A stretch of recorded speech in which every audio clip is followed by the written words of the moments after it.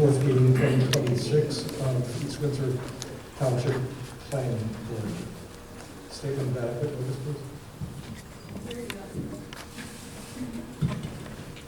Pursuant to the Sunshine Law, a notice of this meeting's date, time, place, and agenda was sent on May 1, 2026 to the Trenton Times, filed in the office of the municipal clerk, and posted in the East Windsor Municipal Building and the Township website.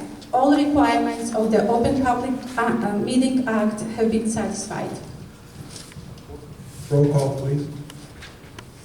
Simon Berman, Kelly Klein, David Monahan, Here. Walter Schmidlin, Present. Michael Trevizono, Here. Gary Wroblewski, Here. John Zoller, Present. Mayor Janice Mironov. Present. Are there any reports, correspondence, or announcements? Okay, we will move on.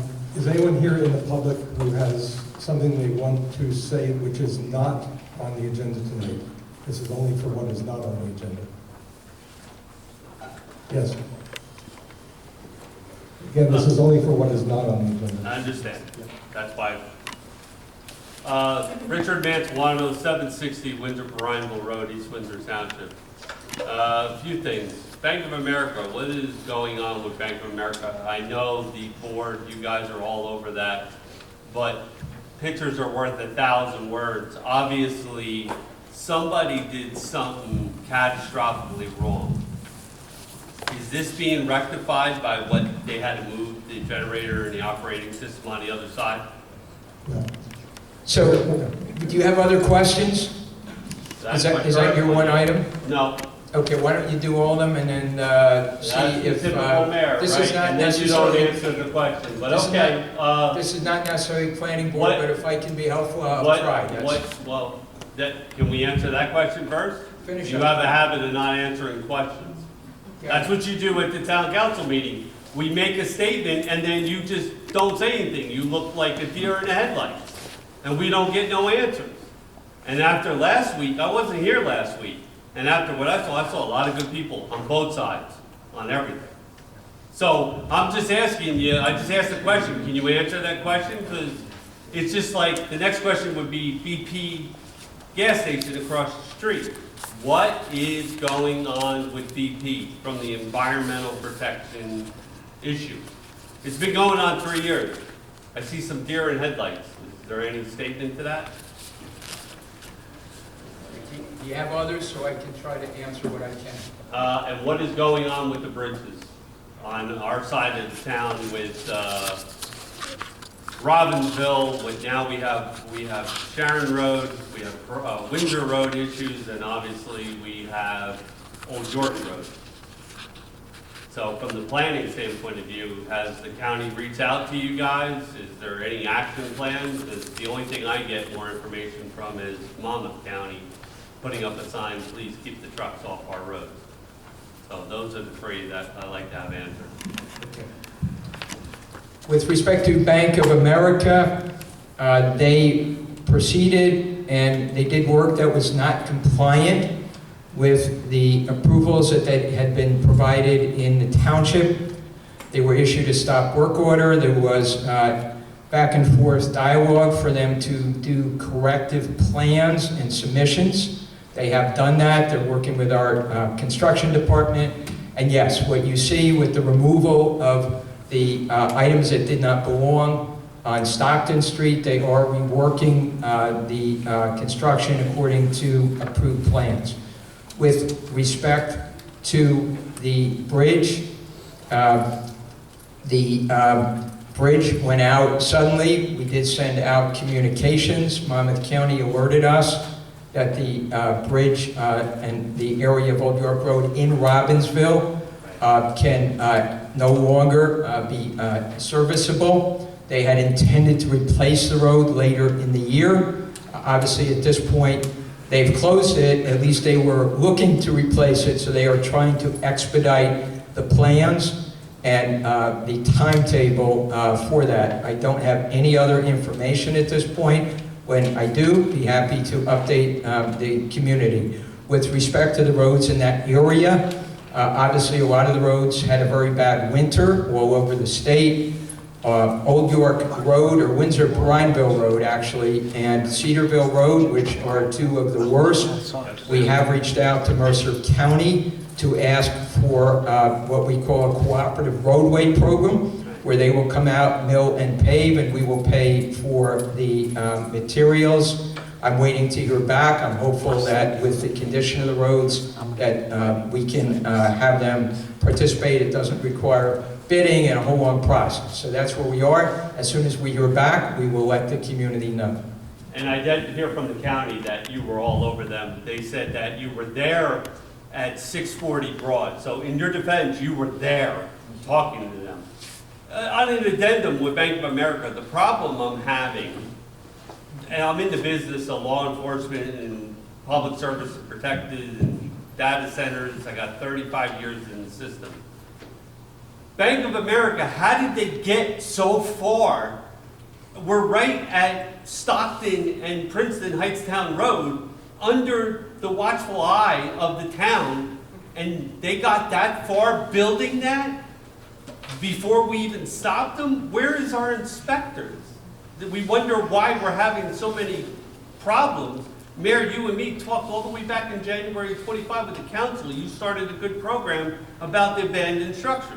I'm sure you're familiar with that. And I know we're trying on that, but if we can't see what the hell is going on in Cedarville and Old York and all those other roads, well, we have something right under our nose. We have an environmental nightmare brewing. Right. And we have Bank of America. Where are the people that are paid to do the job? Not our council members and everything, but how many times did you guys go by there and say, wait, what the hell are they doing?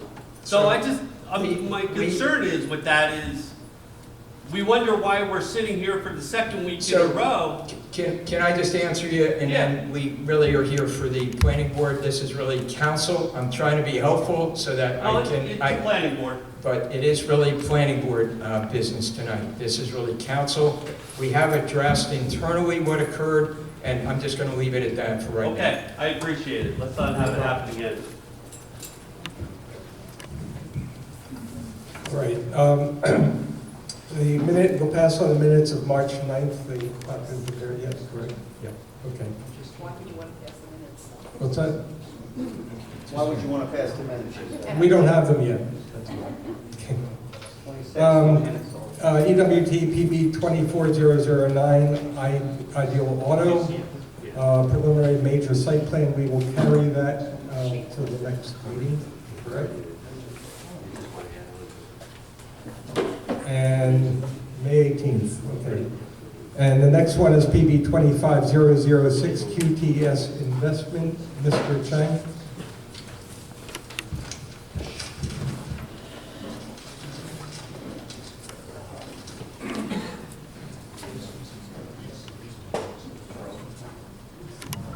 Good evening, Mr. Chairman, board members, board professionals. Again, my name is Jennifer Chang, law firm Fox Rothschild from the Princeton office. As you know, we've been here 2 prior meetings. This evening, I do have the planner back as requested. Feedback. So I have the planner back. We're here to answer any remaining questions you have. We did do our direct. We concluded that at the last meeting. I believe Mr. LaCosta from QTS has a few comments that you want to share before we answer any further questions for the public or board members. Do you want to put your planner on? Did he have board testify? He had nothing further to testify. Okay. Okay. Why don't you proceed, okay? Yeah, sure. Mr. LaCosta, you still on the road? Afternoon, everybody. Very quickly, appreciate everyone's time this afternoon. We just have 2 things we want to discuss very quickly, and then we will get on with the planner. First off, Mr. Berman, you guys had made a comment that the STEM program in the high school could use a little assistance. I had a very good conversation with our CEO, COO, and the head of our corporate gifting program. We will meet with you in the upcoming weeks and figure out exactly what that need is, but you have our full support. So we will figure out what you guys need, and we're here to support that. Yeah, regardless of the outcome of today, that has nothing to do with it. Secondly, there was a comment made about our existing evaporative system at DC1. I met with the head of operations and with our COO. We are going to put that on a fast-track end-of-life plan. It will be probably 48 to 60 months for us to complete that by the time we're able to do design, procurement, and installation. But we will retire that equipment as soon as we can so that the entire campus is closed-loop systems and we don't have any evaporative systems left on premises. So is that a, when you say 48 to 60 months, is that a maximum 5-year replacement that you anticipate? Yes, it's unfortunately for us to get through design is about 18 months. Procurement for this equipment, because it has to merge with existing systems, is 24 to 36 months for us to actually get the equipment. So the soft part of this is very long. The actual installation is about 4 to 6 months worth of construction. So sometime, in a couple of years from now, we'll submit permits for that replacement, but we are fast tracking it. And it will be taken out of service as quickly as possible.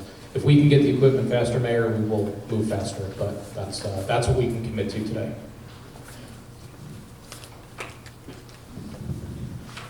Are there any questions from the board? Just one question. The closed loop, will that reduce noise when that happens compared to what it is now? Noise or what? Noise. I know it will reduce what? Noise. We already meet all of the local and the state requirements for noise. Since I don't know exactly what the equipment is, I can't comment if it will be any better than it is now.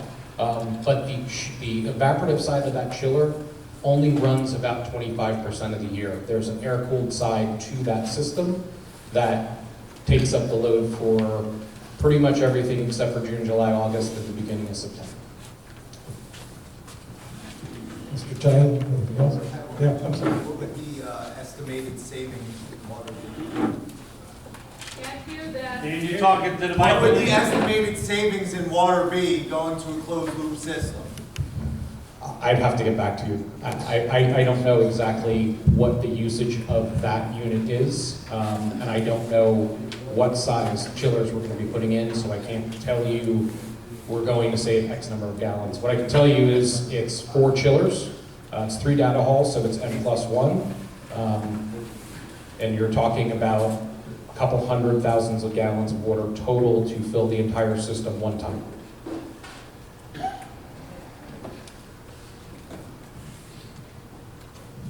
I have nothing further from Mr. LaCosta. Our team is here to answer remaining questions from that were not addressed in the last meeting. Okay. Yeah. Gary? Mr. Chairman, I'd like to make a recommendation. It's probably likely that there are members out in the public here today who were not at both of the previous meetings. And I think it's probably worthwhile to just do a really quick summary, not by the applicant, but I'll do it myself, and you can correct me for anything I do wrong, about things that we've gone over in the past 2 meetings, just so that we're starting at the baseline and we don't retrace any steps and waste time with questions that might already have been answered. Is that acceptable? That's fine. You gotta turn it on.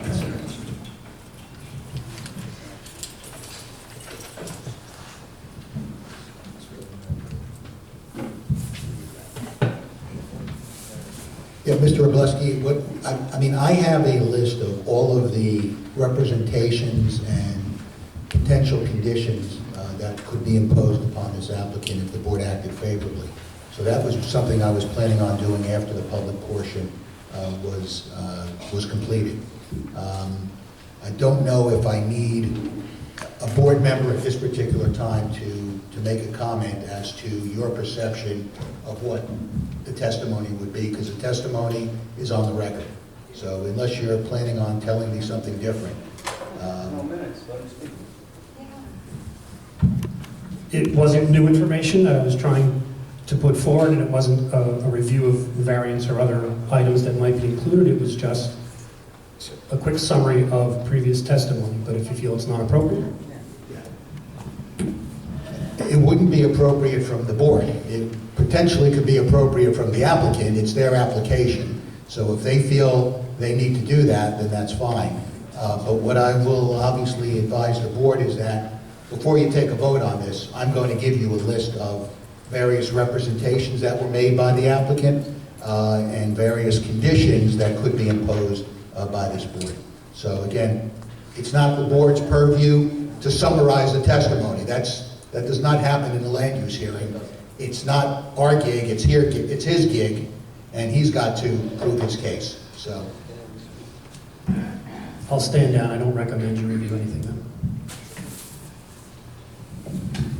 Mr. Chang, do you want to hit the high points before we? I mean, I'm trying to be economical with everyone's time. I mean, I think, the salient points I was going to do at closing, but I can certainly do it now.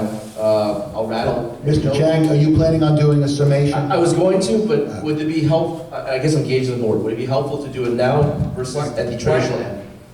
Why don't we open, we left the last meeting where we still had members of the public who wanted an opportunity to speak or to question witnesses. So why don't you go ahead and start? And then anybody else from the public that is here tonight and wishes to do that, I think that's where we should start now. And then if we need to infill, we can do that to be as helpful as possible. Yeah, I agree. I think if Mr. Chang is going to do a summation, he'll cover the highlights that he needs to cover. Thanks. Okay, let's be as economic as we can with our time. If you haven't spoken last week and you have a new point to bring up, now would be the time. Yes.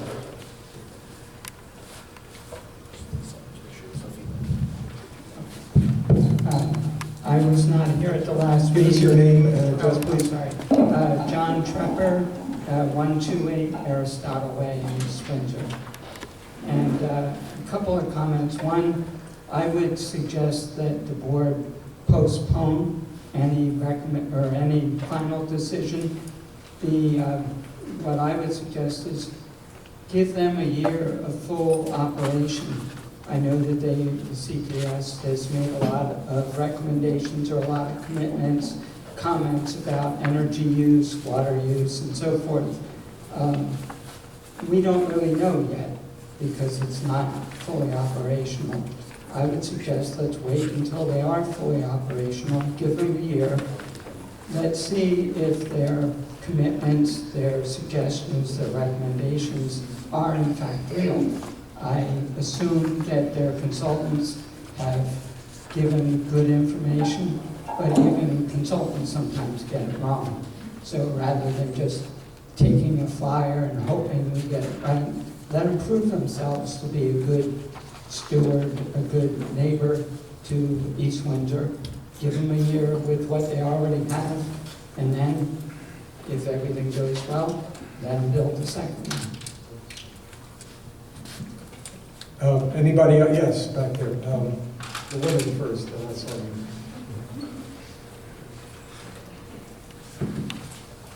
Your name and address, please. Hi, my name is Ilana Stroke, and I live at 12 Ansel Davison Road in Cranberry. While I'm not an East Windsor resident, I live close by, only 1 mile from 1 Mile Road. And regarding my home, I'm worried about potential traffic, noise, and pollution from construction vehicles using 1 Mile Road and Ansel Davison Road to cut over to the QTS site over a period of maybe 1.5 years. That was the estimate. However, the more pressing reason that my family and I are here this evening is to stand in solidarity with our neighbors in East Windsor on 1 Mile Road and in the garden apartments adjoining it. At the May 27th meeting, we were told that the final design has not been completed, so QTS was not able to provide specific answers. For example, the maximum energy use is unknown at this point. QTS's proposal should not even be considered without a final design in hand. Of concern, the closed-loop cooling technology is new, and there are no examples informing how this new configuration will affect the surrounding community here. The closed-loop cooling system may be recirculating water, but let's not be deceived. The heat has to go somewhere, and that somewhere is the air and possibly the ground surface. One study showed that data centers create heat islands in which surface temperatures increased by an average of 3.6 degrees Fahrenheit, and temperature increases affected areas up to 6 miles from the sites. Wouldn't this contribute to warmer air in our neighborhood as well as drier soil for local farms? A study based on local weather patterns in East Windsor should be provided by an impartial meteorologist. We were told that emergency generators would only be used in the case of storms. What about power outages resulting from strains on the electrical grid from air conditioning use during a heat wave? If there's such an outage, local residents may experience prolonged noise and diesel exhaust from the generators, just at the time when you have to keep windows open to make your apartments bearable. In summary, I think that with the uncertainties involved in this proposal, going forward with it would just be a big experiment in the middle of a residential neighborhood. The planning board should vote no.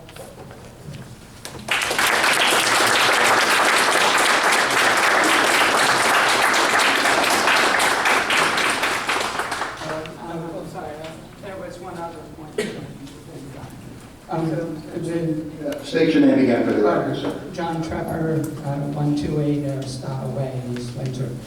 I know I had read that there was some assurance that the electrical fees, the electrical costs for existing residents wouldn't go up as a result of this new data center.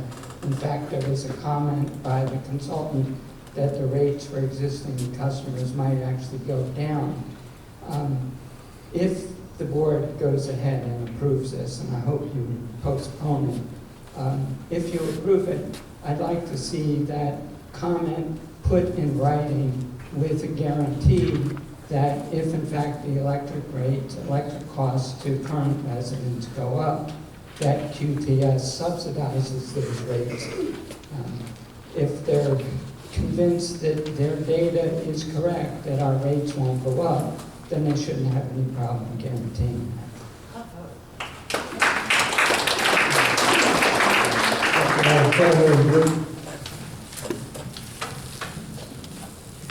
Good evening, Barry Greenstein, 21 Wendover Road, East Windsor. For the record, I'm opposed to the data center for the reasons of increased electric bills for residents, increased water usage, as well as noise pollution. But I'm one person. Council member Zoll is one person. Mayor Manoff is one person, okay? I think the planning board should take a somewhat out-of-the-box approach and refer this back to the full township council to put a referendum on the ballot. You see the number of people here, so taxpayers of East Windsor to decide this matter. And then I would like to hear from the planning board their recommendation to the voters about how the voters should vote. Because, you know, we can understand what the planning board has to say. From Gary and Skip and all you people. You're important people to us, so we like your recommendation, but this should be a voter matter, not a planning board matter. Thank you. Yeah, if I could just briefly respond, and I think I went into it at the last meeting as well. This board really has very specific things that it can do pursuant to the municipal land use law. If an applicant comes before this board and seeks a site plan approval or seeks a variance, this is where they come. And if it's a permitted use, it goes to the planning board. If it's a non-permitted use, it goes to the zoning board. This particular use is permitted in the zone, and that's why this board is hearing the application. These matters don't get decided by the council, all right? They get decided by the planning board. Just like if you were to put, and I don't want to be too elementary about it, but if you were to put an expansion onto your house, you would go in front of the zoning board, and you would seek the same relief from the zoning board. So the laws in New Jersey are very specific as to what a planning board can and cannot do, what a zoning board can and cannot do.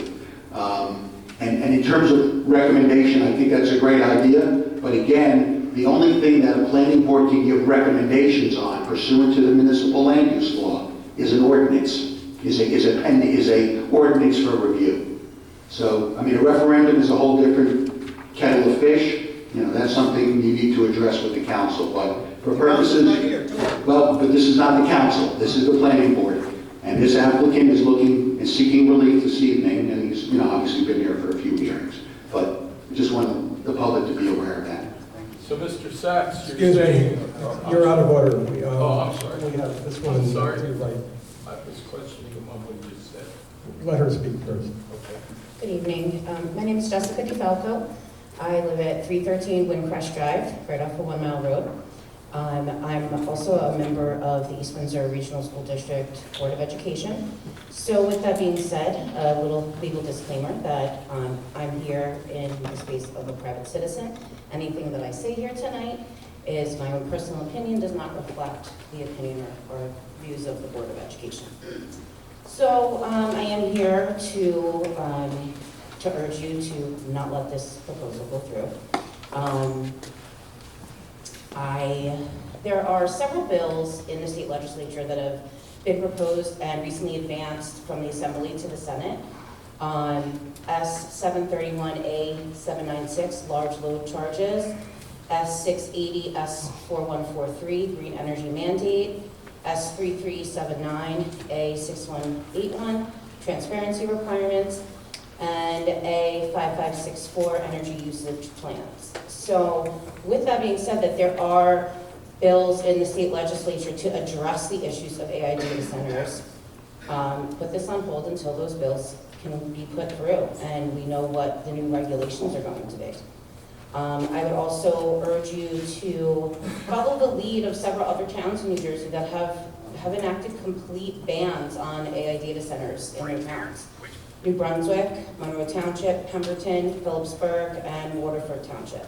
There are several others that do have ordinances in progress in that same vein. So I know that we, tons of people I'm sure have already talked about in previous meetings, the water usage, the electricity usage, the stress of the grid, the infrastructure, all that. I want to talk a little bit about the health impacts.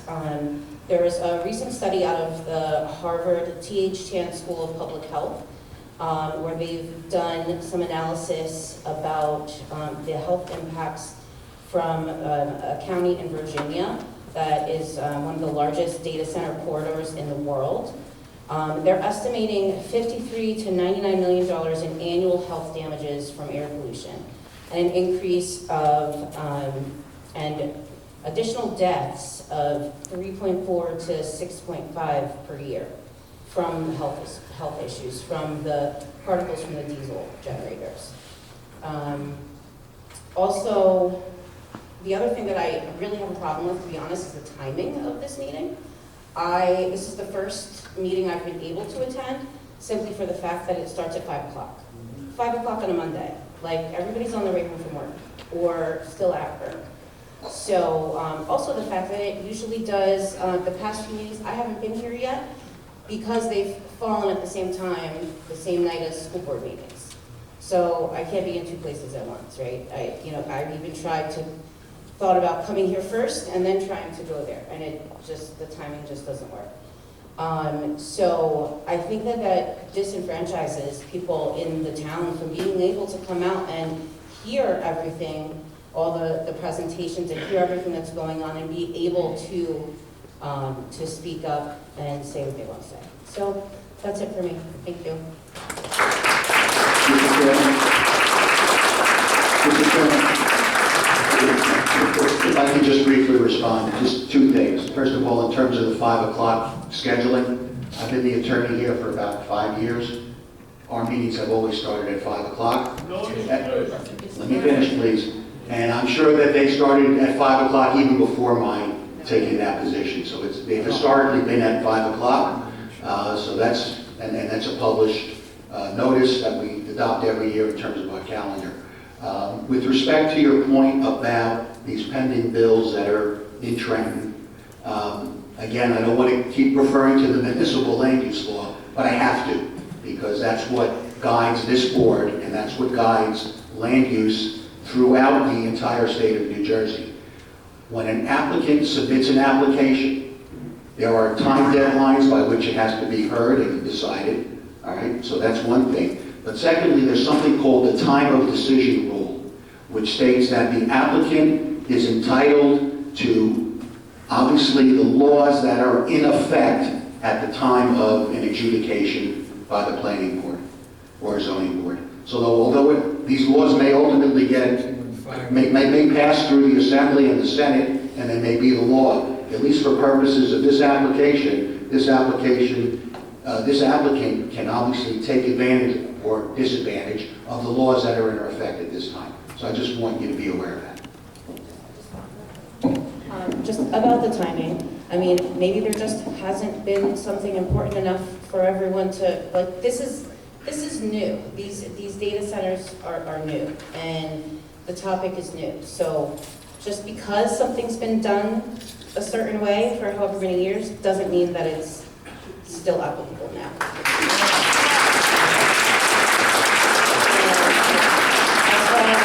As far as the laws go, you know, and what you said, I understand that. That's why we're here urging you, you know, the board to not let this go through. We don't want this. We're taxpayers. We don't want this.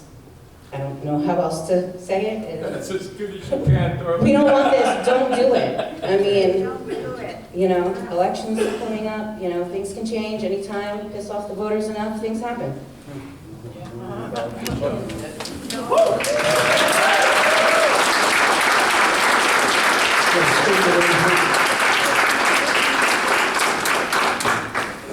Kumud Majumdar, 80 Winmore Drive. Kumud Majumdar, 80 Winmore Drive. I understand the legal position that the zoning board has certain boundaries, but I'm going to go with the previous comment about if QTS is making a commitment that our electricity bill or water bill will not go up, then can the board, zoning board, have an ordinance in place that they will be held accountable by that statement? Because I also understand the person talking about letting them operate for 1 year. After operating for 1 year, its clock has moved too fast. So if they are already making a commitment that the cost will not go up, let's hold them onto that. And that should be possible within the ordinance limitation. I'm not a legal person, but I guess that is possible because they are writing it in the proposal. It's not something we are throwing it out. Thank you. Thank you.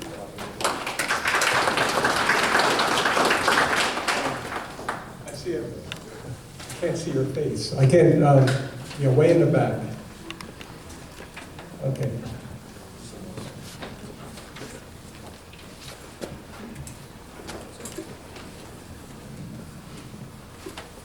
Hello.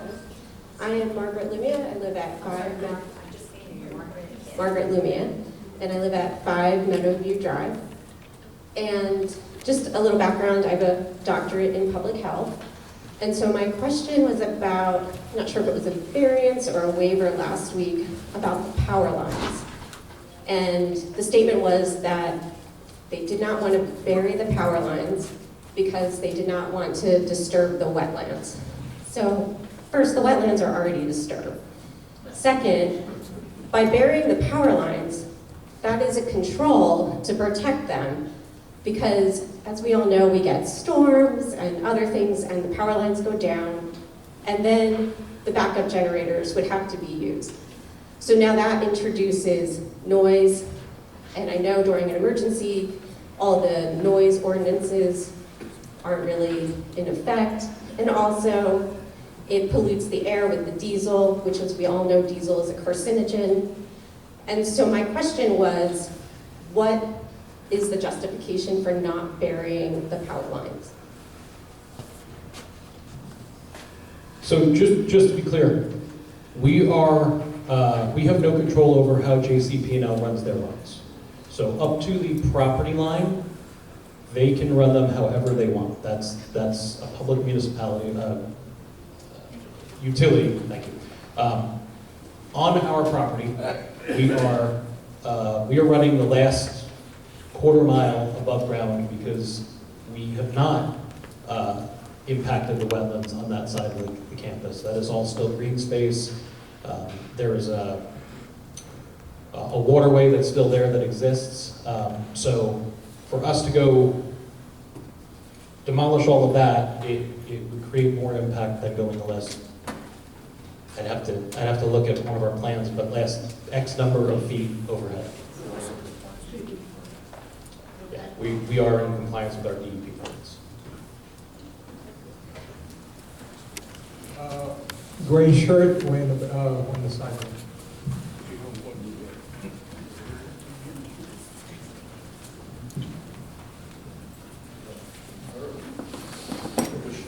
I'm good at when you're ready. It's okay. Good evening again, Richard Mantuano, 760 Windsor Bridal Road, East Windsor Township. Mayor, council, everybody, indulge me. I work for 10 years at the two largest data centers in Middlesex County, New Jersey, until other companies have come along. So, full disclaimer, like other people, I do work in data centers. I work at Princeton University at the AI Center. So, full disclosure. QTS, where are you at on your operation for the permit that is already planned? Where are you at? How much are you operating at right now? I don't really understand the question. Are you operating? You're under permit, you're under operation already in the building that you already have, correct? Yes. So what percentage of the permit, what kilowatts where you're at, how much are you operating at? Yeah. We have leased the entire building. The amount of power our tenant is using is their prerogative, but they cannot use Right. more than the maximum of the building. What I can tell you is the tenant has fit out the entire building and has been up and running since February 2025. Okay. How many problems have been on the calendar with you guys internally?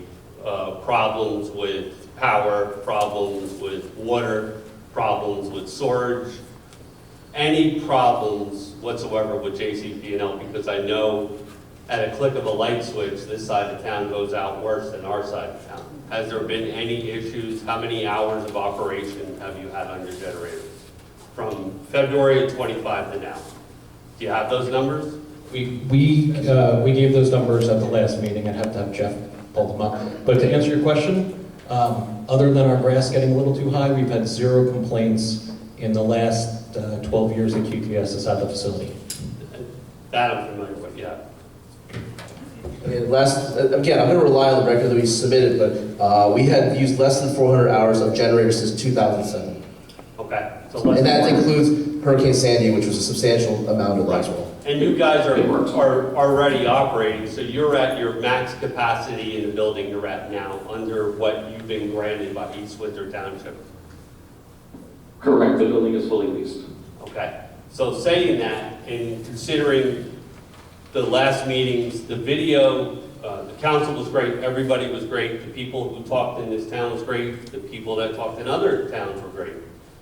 I agree all the way. We cannot do a referendum because the law is the law. We have to go with what it is.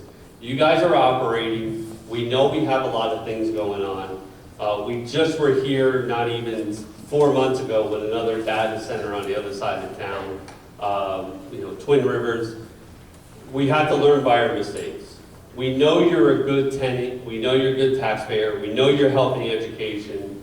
But considering the wetlands, considering the power, considering the laws that are in hand, yes, Counselor, I know we have to go by what's now, but everybody in town, if you take all these meetings, you've had close to 1,200 people. That's more people than that vote in a primary in this town. That's right. And I mean it sincerely, and I respect each and every one of you. And I know you're good people, and I know you're dedicated to what you do. We have to take a big breath and a step. They're operating. And considering JCP&L, the problems that we have in East Windsor with JCP&L, Mayor, I know you've talked to them dozens and dozens of times, and I got to respect you for that. about power problems with the south side of town, our side of town, just take a step back. That's all we're asking. 1 year, whatever you want to do, just table this because there is a lot of questions. One other question for QTS. Is there a closed loop system in any of your operating systems in the United States? Every one of our new facilities, we have a few evaporative systems left in properties we purchased prior to 2016. What's your biggest, compared to East Windsor, if you put the closed loop system, obviously it's going to be a closed loop system, comparable, what's the gallons? I know it's, 250,000 gallons to fill it? It's a little bit more than that. It's 600? 600 to plus a million. And what is the evaporation loss on a weekly basis? Because, water evaporates. Zero. Zero. Okay, I have read that online. There's no blow off in the system. It is a fully closed system. It is valved and isolated. So even if we do have a failure, we lose hundreds of gallons at max. The lady that's in the doctor, the Board of Health, she could probably help me out. What the monitoring system on the heat exert flow? Like in fire departments, we use thermal imaging. What has been the magnometer of the heat loss outside your generating plants? How much temperatures increased in the closed systems? We're not required to monitor that. Yeah, I know. Why not? I know because it's not the state and federal law. And the lady from the Board of Education, the reason why she brought that up was, and I've done my research, she is 100% correct that those 4 things are in those bills. And Counselor, I know we need to table this and wait. And I know what the laws are. We cannot do a referendum. We can't do that. It's against the law. I understand. But let's just take a breath, wait, and let's see what happens in the next fiscal year. Thank you.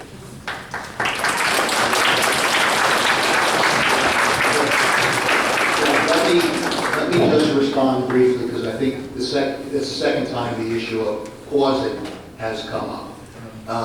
That's not something this board can do unless, of course, the applicant wants us to pause it, which means we don't take a vote on that, but that's the applicant's decision. But this board only has the authority to consider an application before it and to do one of 2 things, either approve it or deny it. Counselor, I agree with you completely, and that's why we're trying to be fair to them because they're already a tenant, they're already here, they're already tax base, they already did massive improvements on that, we understand. But we need to then table this. Deny the addition until further surveys, further research. You guys just brought up the waterway. Again, we have a doctor from the Department of Health. She's got a doctorate, respected. I believe she's almost a Rhodes Scholar. There's only 200 in the country, okay? I'm telling you guys sincerely, Mayor, you've been here for 3.5 decades. Table this, done, close it down, and let's move on to other important things we have to do. I respect each and one of you. And there's a lot of nuts out there. There is a lot of, we all know, there is a lot of nuts out there that see these videos online, that see things. I do this stuff every day. You don't want to know what we're going through at some of the places I work at. That people are walking in, even QTS, we don't know what's going to happen. Nevertheless, so we need to just calm it down. They're already operating. They're at their max capacity. Let's see what happens with the laws. They're coming up this month. They're coming up in September. Let's see what happens. No is a first grade word we learned. No. Period.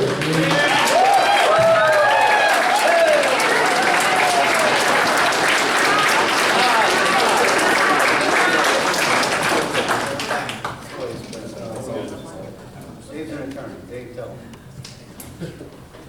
Thank you. Things are moving so fast. Your name, please, and your address. David Meiswinkle, 894 Jamestown Road, East Windsor, Twin Rivers. Put the mic closer to your mouth. This is the 3rd time I've been at these meetings, and I'm always encouraged so much by the public As you see, the public has passion on this issue.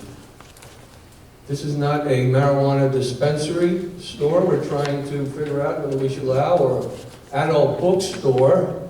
This is a data center.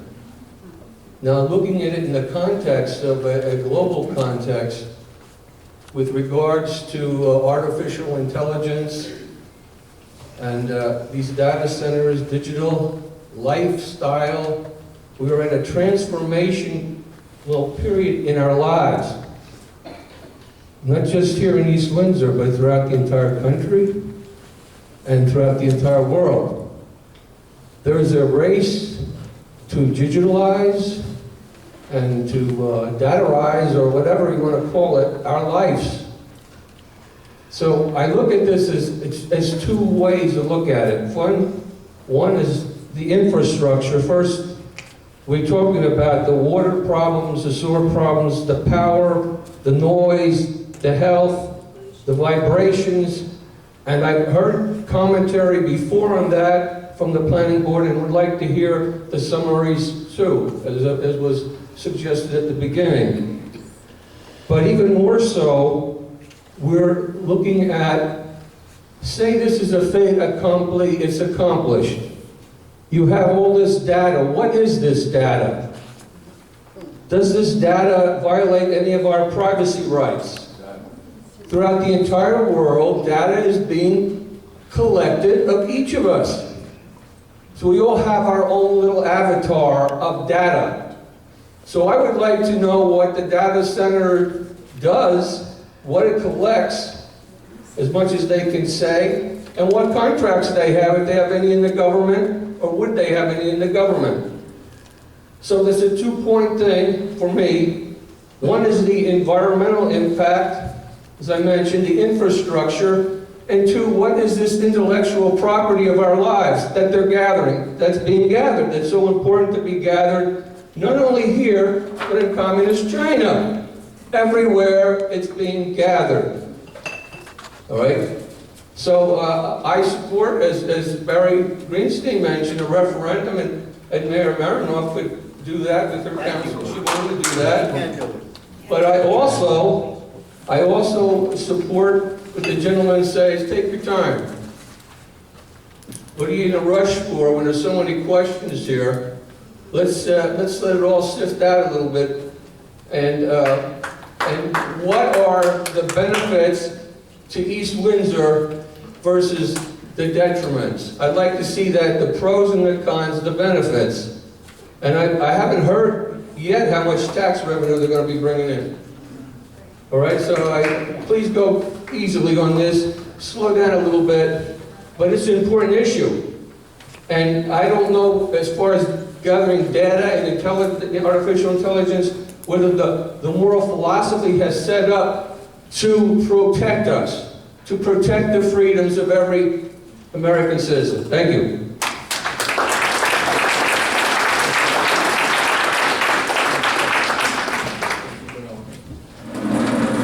I'm going to move this here if they let me. Okay? So I can speak to everybody without holding my back to the wall. Okay, please. Right, my name is Robert. Excuse me. My name is Robert. Excuse me, Robert.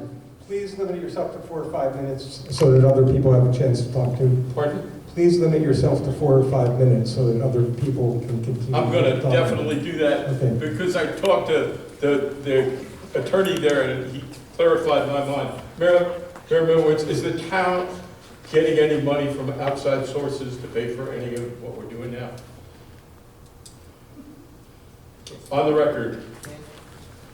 I'm not sure I understand the question. I'm just wondering if the town of East Windsor is getting any more money than we taxpayers, you know, into the fund to pay for anything we're doing right now, you know, hiring people, lawyers and what have you. We're getting no money from outside sources? No, there's no money from outside sources. Okay. This applicant has filed an application. Okay. They paid the escrow fees and the application fees. And that's it? And that's it. Okay. Then who do you think you represent?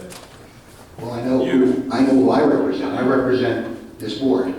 So you don't represent the town? Well, I represent the planning board, okay? And that's my job. The planning board is appointed by the mayor with township residents. Okay, but do you consider the town your clients or just the board? I represent the board. Go ahead, finish your question. Okay, well, here's my question is this, all right? Other people will come up about the environmental and all that. I've been going over the spiritual end of it and also the jobs that are being lost, all right? I want to let you know that in March in New Jersey, because of the data centers, we lost 1,000 layoffs from JP Morgan, Chase, UBS, Firex, and 4,500 more jobs laid off are expected before April of this year to be announced. In April, we don't know how many. We lost the other day because of what is turning into hyperinflation, okay? We lost 13,000 jobs with Spirit Airline, and 17,000 in total when you count contractors that'll be laid off. That's in New Jersey jobs. That's because a lot of this about data centers and the negative energy, this is a spiritual thing to me. I have 13 grandchildren. I put my time in the state. I'm in the New Jersey Lacrosse Hall of Fame, the Petty School Hall of Fame for sports, and I'm in the Ridgewood High School Sports Hall of Fame. My company motto is God Family Lacrosse.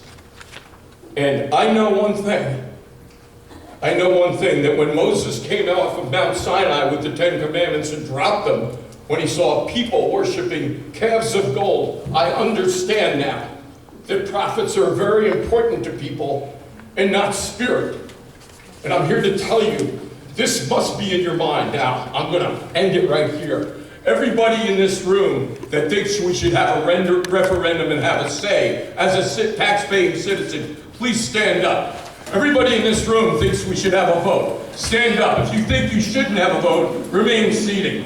If you don't think you need a voice, seating. Okay, thank you very much. Sit down now. Everybody that thinks we shouldn't be able to vote on this, when so much is invested with many of you, your life savings in these homes and is your major source of wealth.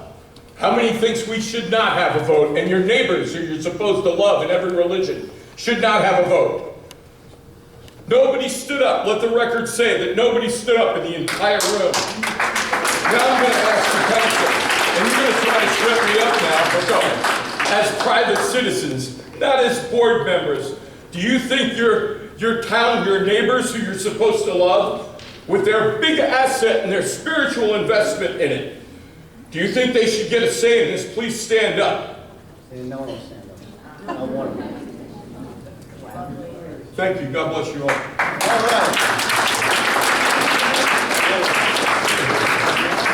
Yeah, Black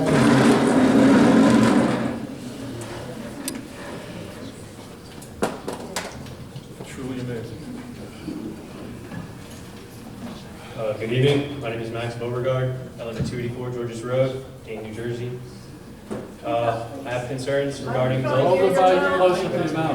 I have concerns requesting both bulk variances and site design. Can the applicant explain why there was not a design feasible with the current variances?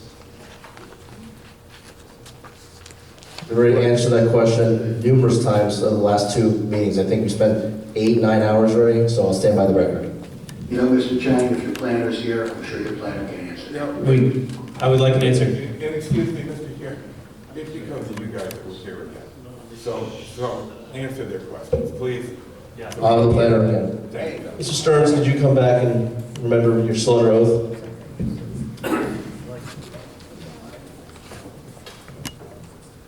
I didn't hear the question. Could you repeat your question? Grab a seat. Why was a design that is compliant with current ordinances, why do you need a variance? Why can you not provide a design that is accordant with the current zoning ordinances and the municipal land use law? Well, I think as I explained the last time, there's I wasn't here, so there's variances that are deviations from the zoning, from what's required in the zoning. They're in my opinion, minor deviations, and then there's also the design waivers, which are, say, deviations from requirements that are in the land use regulations that aren't under the zoning section.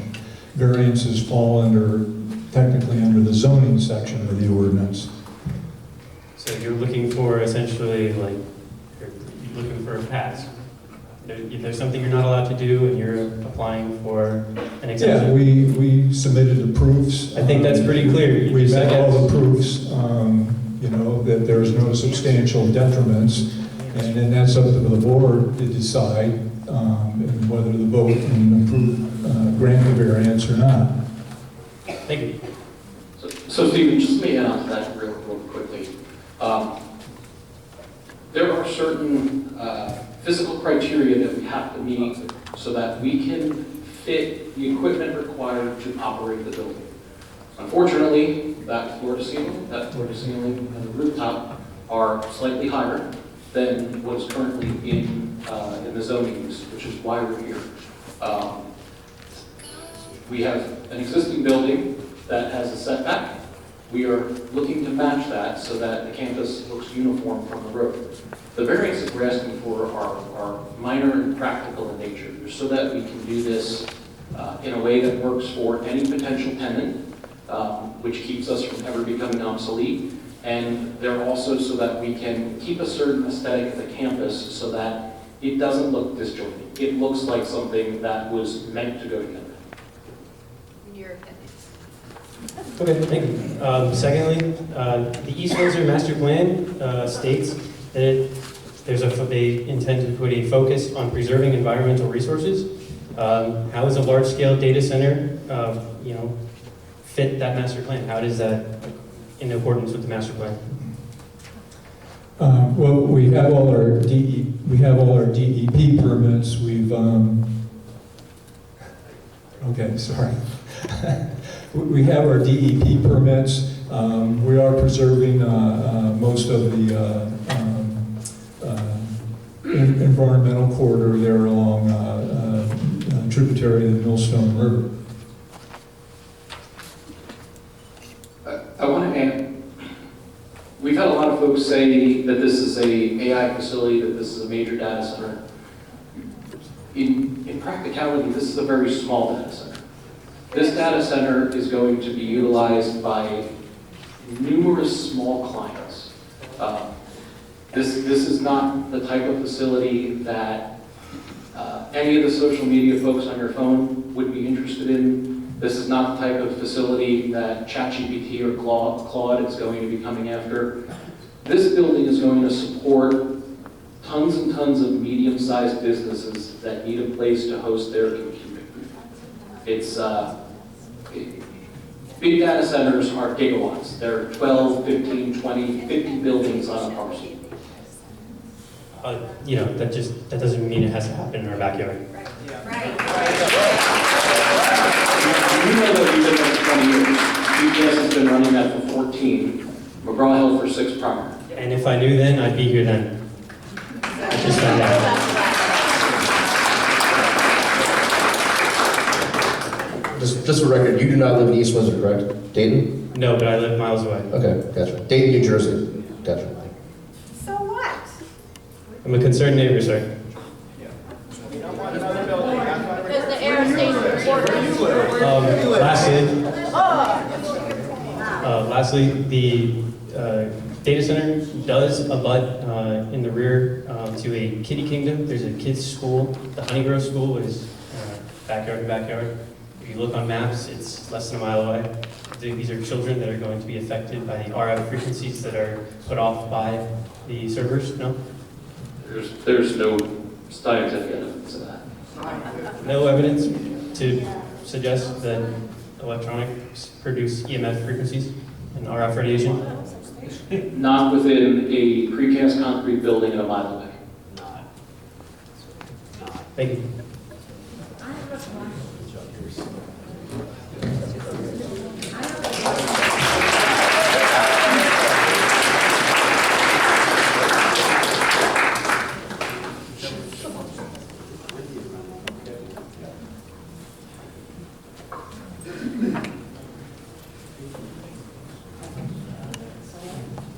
Hello? Diane Troop on Maple Stream Road, East Windsor. I've been hearing, and obviously we all have a lot of concerns, environmental, security, financial, a lot of issues like that. Obviously, a good part of the town is very concerned about this. I have not heard anything about the benefits of this to anybody but QTS. I'm sure that there is some number of jobs, certainly not a lot of jobs. I heard a number of 100, 200 tops. 30 or 40, even better. I don't know if those people are in East Windsor or not. I'm sure there will be for a time a lot of construction jobs. Also, I doubt if all that money is going to East Windsor companies and East Windsor employees using materials bought from East Windsor. So I think we, the town, are being asked to take on a lot of risk for very little, if any, benefit. I don't know any benefit, any reason why we should do this. I don't know why a town our size needs to take on that potential for health issues, for financial issues, environmental issues, security. The last meeting, somebody mentioned that this puts a target on our town, and I think that's a good point. That hasn't really been explored very much. I particularly am concerned about having tenants that you don't know what they're doing, and they can do whatever they want. There are a lot of bad actors out there. There's a lot of bad things going on, and I'm not an expert in it, but we're giving people free rein to do whatever they want. I think that needs to be explored a little bit more. So the risk-benefit thing just doesn't make sense to me. I mean, the town may be getting some taxes, other types of, the problem is that this QTS is already there. But I would vehemently oppose an expansion because I see no benefit for the town, and the risks are just too excessive for us to take on. Thank you.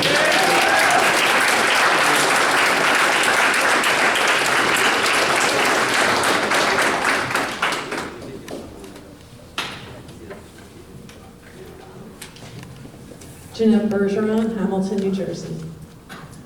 I wanted to bring up a study done by Harvard about the costs of data centers that was just published earlier this year. I had sent an email to the mayor and asked it to be distributed to the planning board and council. I don't know if it had. But in respect to time, I won't read the 33-page report, but the table of contents is a good summary. Government set rates incentivize utilities to pursue data center growth at the expense of the public. Utilities are projecting massive data center energy use. Utility rates socialized power system costs using the cost causation standard. How data center costs creep into ratepayers' bills, shifting costs through secret contracts, shifting costs through the gap between federal and state regulation, separate federal and PUC transmission cost allocation methods allow data center infrastructure costs to infiltrate ratepayer bills. Utilities may be saddling ratepayers with the cost of unneeded transmission. By slightly reducing their energy use, data centers can increase ratepayers' transmission and wholesale market charges. Shifting costs by co-locating data centers and existing power plants. Recommendations for state regulations and legislators. Strategies for protecting consumers from big tech's power costs. Establish robust guidelines for reviewing special contracts. Require new data centers to take service under tariffs.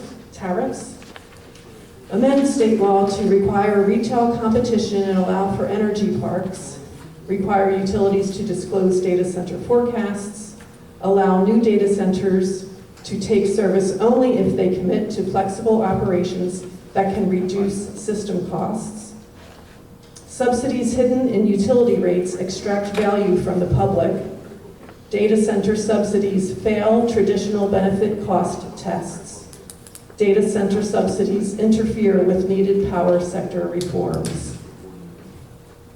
So that was a summary of the report, and there are other reports out there that I'm surprised the consultant didn't find when he did his research that present a different view to what he found.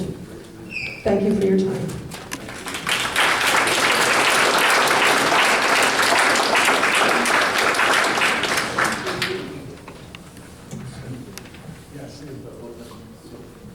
But I've got somebody, I'm sorry.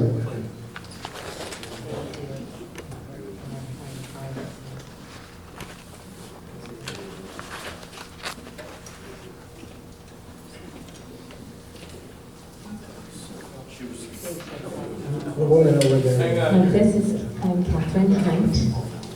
I'm sorry, Catherine? Hunt. 121 Monroe Township, 141 Lower Lane, Monroe Township.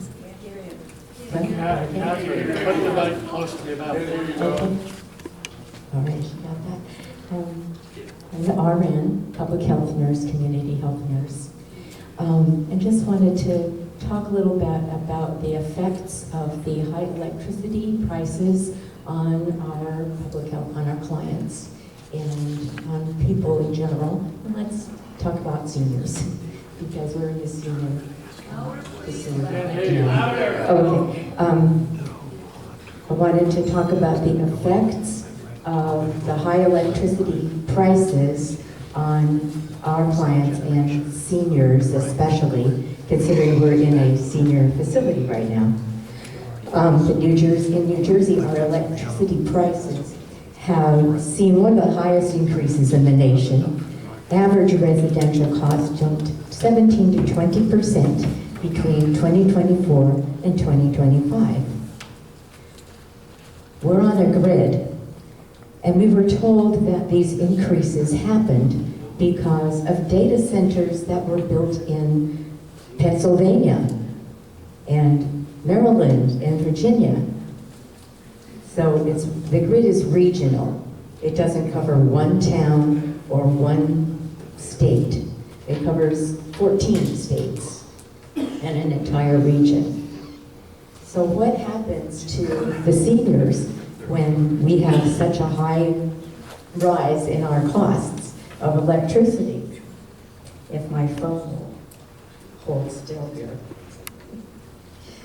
The surge is connected with the higher prices of the PJM interconnection auction, which shows a massive jump from approximately $29 to $270 per megawatt day. So, interviewing one person, they say, no, my utility bill is already around $150, even though I keep my thermostat at 64 degrees. We're coming to talk about this winter house, which is very cold. I wear warm clothes and a jacket in the house. I only have Social Security to live on. That won't be going up enough to cover the rising prices of Medigap, food, and everything else. Our electrical bills already went up this year due to more and more data centers using up our electricity. Why should we allow more data centers and build them out? Just to soothe AI data center industry. Why don't we make them pay more money instead of us paying more money on top of an already high utility bill? And another one said, there's no more money in my budget and no place to get any more money to give them. My legislators and town council should be about affordability, but my utility bill is already so high. I have to cut back on groceries. So this gets to the nutrition and the medical side of what the budget is for our people.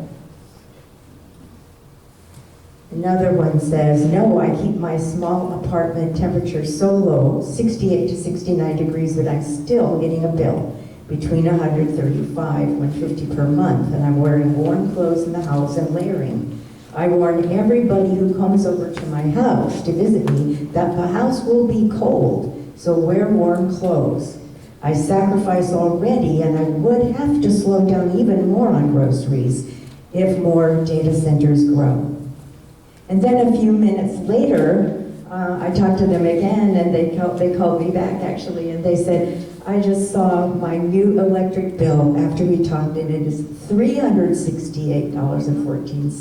Yikes. And another one says, it doesn't make any sense to pay more. They've already increased the rates. No more data centers. And another, no, the rates are already not affordable. I couldn't pay my bill, so I just turned off the heat myself to avoid the reconnect fee. It took 3 months to pay it off, and I had to stay in bed or layer up like I was going outside because it was too cold in my apartment. But think, what happens when the heat wave strikes? Can people afford to use their electricity to cover cooling their home? What does that mean to seniors who really cannot stand the extremes of heat and cold? And another one said, ha, my mayor and town council would never vote for for those data centers. They know they'd never get elected again.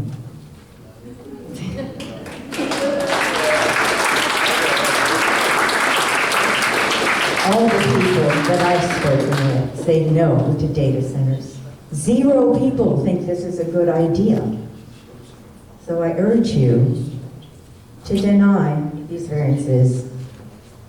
No more data centers. Thank you. But why not put a condition? Why not make a condition for them that data centers make their own electricity and not use up ours?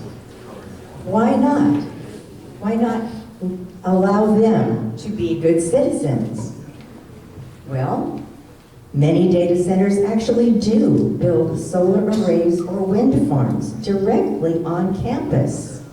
And I think if you look at the acreage, there's quite a lot of acreage. There's acreage enough available to build solar and wind on this acreage that they have.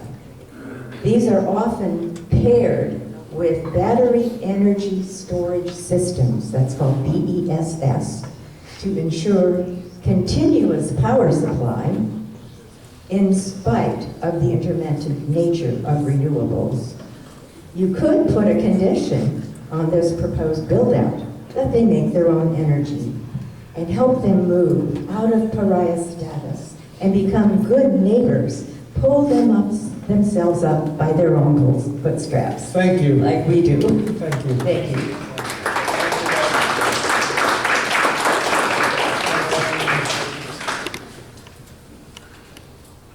I'm the chairman of the Sierra Club, and I have a bunch of questions. I'm only going to go over one question. Can't hear you. Give her a microphone, please. Someone hold the mic for. I think.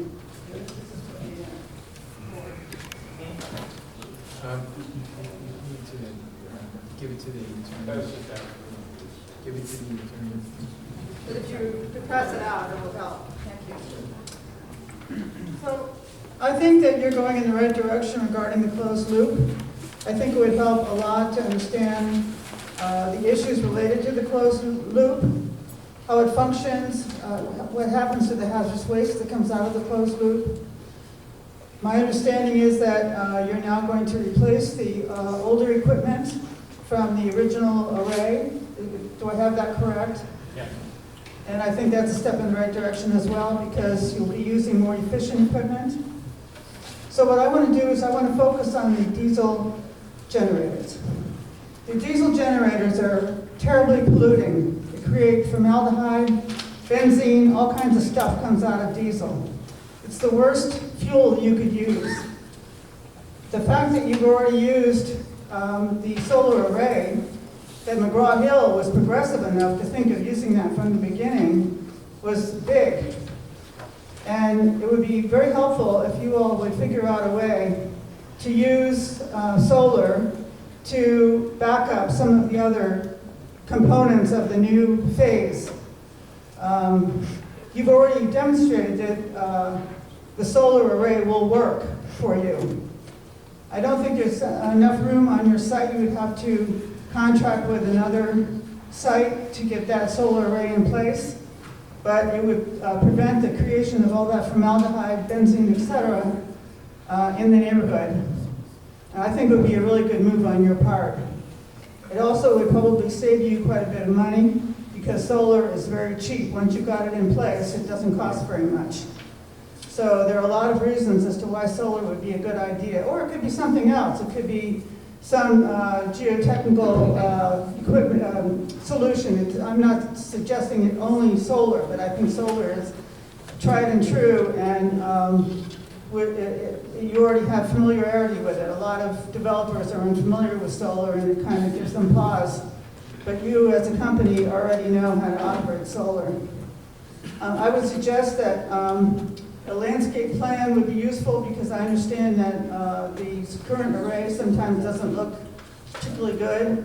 And so I would hope that the board would require a landscape plan and et cetera to make sure that the array is in good shape and maintained properly. And I don't know why you're smiling there, because I think that every planner in the world should be pushing solar in a really big way. So I think that you should have done this on your own and figured out that contracting with another solar operator in the area would be a good idea and save you a lot of money. So I'll just leave it at that, and I think that would be a good condition for if you do decide to go forward with this. And I also think that explaining to the public a little better how the closed loop is going to work, when it's shut down for cleaning, what kind of chemicals that you put into the closed loop to keep bacteria from growing and from sludge buildup. These sort of mechanics, I think, would help everybody to understand better how that's going to work. So thank you very much.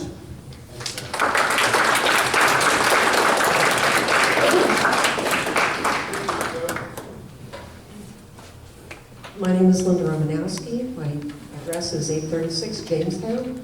This is the 4th or 5th data center meeting I've been to, and hundreds of my neighbors have shown up with me. I think we've been pretty clear about how we feel about this, but you don't seem to be listening. So it doesn't make any sense for me to talk to you. So I'm going to talk to you. We need to organize, and we need to get our voice on this committee. If you're willing, if you believe in science and you believe in democracy, I will door knock for you. I know a bunch of people who actually feel the same way. If you'd like to join us, see me after the meeting. I'll be glad to put you in touch.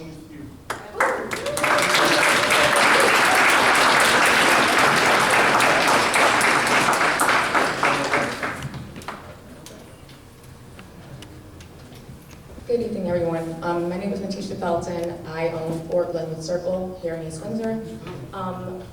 I don't want to talk to you guys from an emotional point of view. While, of course, I agree with the fellow citizens of East Windsor.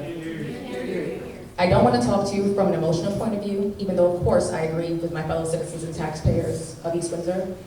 And I understand the constraints. We can't have a referendum to vote on this. You guys have to operate within the confines of the planning board. I understand that. This application, however, is clearly deficient. So operate within your guidelines. There is a way for you guys to say no. And I want you to understand, QTS, I am not against the wave of the future.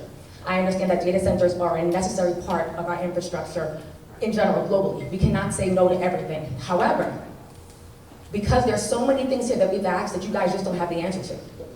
How many gallons? How much is it going to save? What is the future implications?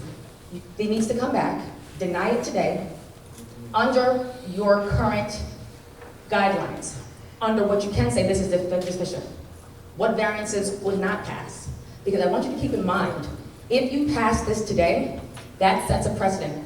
Future applications with variances will use this in support of their applications.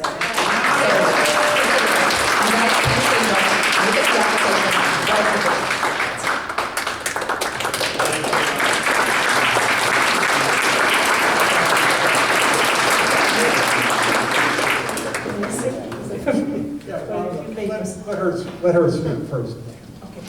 So my name is Olga Drenko. I live in East Windsor, Winchester Drive, and I have quite a few questions. The first question is, when the research office zone definition, what is permitted by law to be located in that area, when was it adopted and the definitions? Which year, more or less, it was?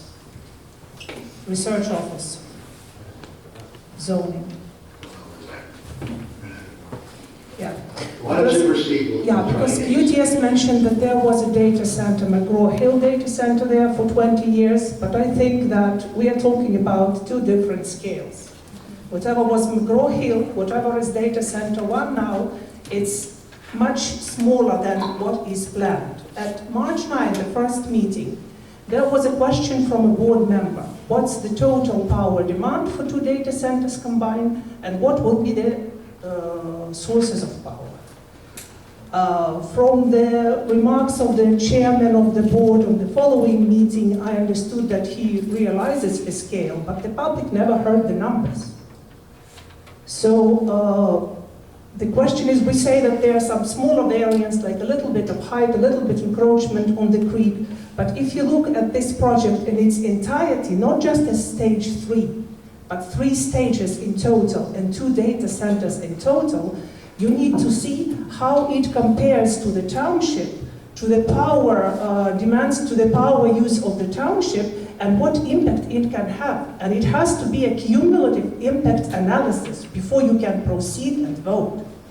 So there are several aspects. First, noise. Getting back to that noise study, I just wondered if the board received updated environmental sound study that has the data center 1 and data center 2 combined. Have you received the formal paper with the numbers? I'm not sure which document you're talking about. So there was an acoustic study submitted originally, and at the first, it's called, just a second, there's Mr. Laresco there. So it's called Revised Environmental Sound Study by Asentec, dated January 8, and it was submitted, and it covers data center 1 only. And if you look at page 4, table 2, there is one measurement at point A1 at the property border, where the nighttime hours noise levels exceed the research office area. And that's the data center 1 alone, the chillers running of the data center 1. If you combine data center 2, but there's another problem. At both meetings, there was a complaint from the people who live on the other side of the solar array that they can hear the buzzing when the weather is hot and sunny. If they can hear it, that's a substantial level of noise that has to be factored into the noise study, together with data center 2. The noise study, the measurement of the ambient sound and the modeling was done back in December. However, in summertime, when the chillers, during the heat waves, when the solar array is at its full capacity, working at the top level, when the chillers work at not at 87, but you have the calculations for 100 degree, for 100%. So how it all combines if you're already skirting on that research office zone noise limits. The variance for building height also comes there. And by the way, which standard was used for propagation modeling for that study? Joe Horesco of Asentec is returning, still under oath. So we use software called CADNA, and the CADNA uses ISO standards. Which standard? It's 93 something, I forget the exact number right Yeah, now. because the standard that is stated in this, it's a non-existent. It may be a typo, but it has to be corrected. Here it says 9816-2. There's no such standard for acoustic studies.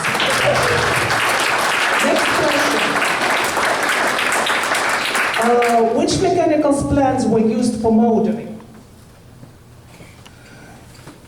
Excuse me, I'm just double checking my notation of because- the ISO standard. What I will say to that, if it is a typo, the ISO standard is built into this CADNA software, it's well vetted. So if I made a typo, and that is Yeah. just a mistake on the typo, Yeah. but the standard is direct from the ISO standard that is internationally recognized for acoustic propagation. Yeah. So next question, which mechanical plants were used for modeling? Because this study, again dated January 8, 2026, it states that it's January 2025, the site plan. Since that time, the site plan was revised 5 times. And the 5th revision is dated December 12, 2025, nearly a year later. If there were some changes to the mechanical plan, where they moved a little bit, shifts, then the whole model of the sound propagation will be refuted. So again, the solar array, because Mr. Lacosta on the last meeting mentioned that no one ever told us in the 20 years that it's been there, and the 14 that we've owned the McGraw Hill property, that we're generating noise that creates an uncomfortable situation for a resident at any of the centers. Unfortunately, solar arrays do pose a problem. People complain. So that has to be taken care of. The trees that were planted, some of them are dead. The rest that are there, they do little to mitigate the problem. Just a second.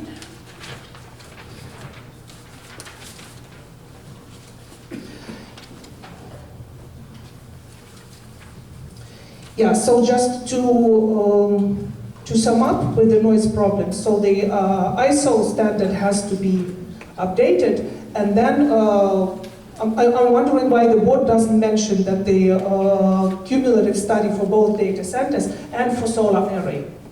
And still the measurements have to be taken in the summertime at the peak, when the equipment is working at its peak. So that was briefly about the noise. Then there are also some issues about electric grid.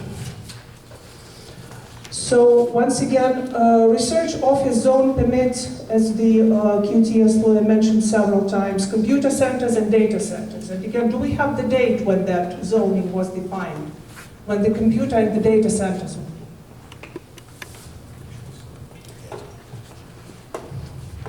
Can you hear me? Can you hear me? Okay, good. I wasn't able to confirm a date when that actually was established because the copy of the ordinance I have doesn't list the date, but yet I also tried to check online, but I didn't get the right coverage for my data from my computer. Yeah, unfortunately that's the problem. When people have to spend 3 to 4 hours in the meeting, a lot of them have kids and you don't even have a way to connect. There's like spotty coverage either in the municipal building or here. But that's for another time. So yeah, let me just respond quickly. So your question is whether or not this data center is a permitted use in the zone? Whether or not the data center of this scale is a permitted use in this zone. When the noise, they are skirting the noise level, the building height, they're requesting too many small variances. Let me respond, and if Mr. Snyder's wants to jump in. Traditionally, ordinances, when we deal with permitted uses, don't get into the issue of scale in whether or not it's a permitted use. However, there are bulk requirements and design requirements, that are associated with each one, with any use in that particular zone. But in terms of the actual permission for this center to be in this zone, it is permitted in this particular zone. Yeah, yes, I understand. Technically, legally, yes, but let's look at... I can only deal with legally. Yeah, I know. Okay. I understand. Yeah, thank you. Thank you for this clarification. But let's look at the scale once again. Because for some reason it's stage 3, when there was stage 1, there was stage 2, but we are now looking at stage 3 separately. Well, if you go to QTS website and look at East Windsor location for a data center, you will see that it states that it's 70 megawatts critical power capacity. And 70 megawatt critical power capacity, if we use the calculations for the backup generators, so there's critical power capacity, that's how much power tenants can use. And there's gross power capacity. That's how much power is needed to run. It's critical power capacity plus all the needs for cooling and other electric needs. So it will be bigger. So if we look and we see that East Windsor 1, it's not data center 1, it's listed as 70 megawatt critical power capacity. Data center 1 uses 10 generators. I don't know how many generators would be running because 1 or 2 generators, as was the case with 30 generators for data center 2, they are backup. So we can estimate each one is 2,500. We can estimate that it's probably at about, is it 20 megawatt? For generators for data center 1. And plus 70 megawatt of gross power for data center 2. That's what needed for backup, for emergency. So combined, we come up for the gross power capacity, we come up to 90 megawatts. Probably it's not a lot compared to gigawatts, as Mr. Lacosta mentioned. But let's look how it compares to the power needs of our township. Is the board aware how much power is used by the township and what part of the needs of the data center that makes? Because that's the question of the scale. It's not if the data centers in general belong to the research office area. If it's the data center of this scale compared to the other needs and compared to the electric distribution infrastructure, which is already strained. If we look at the what's going on, every time the heat wave hits, what happens in East Windsor? Facebook blows out. Power outage, power outage, power outage. So unfortunately, the board cannot invite, JCPL is not in the habit of attending such meetings. So if the board cannot subpoena JCPL, can they send a formal request to clarify what causes these power outages? What is done?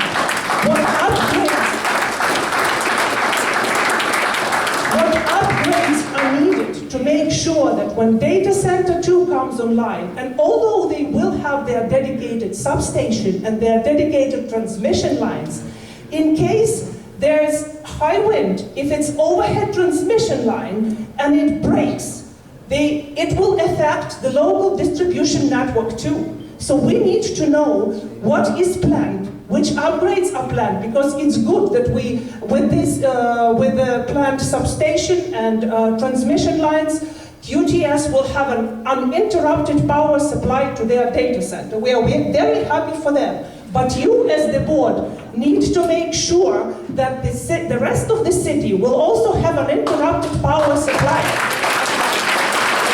We have problems and people report maintenance. Some households had to install surge protectors in December 2025. We do not know if it's related to the data center 1.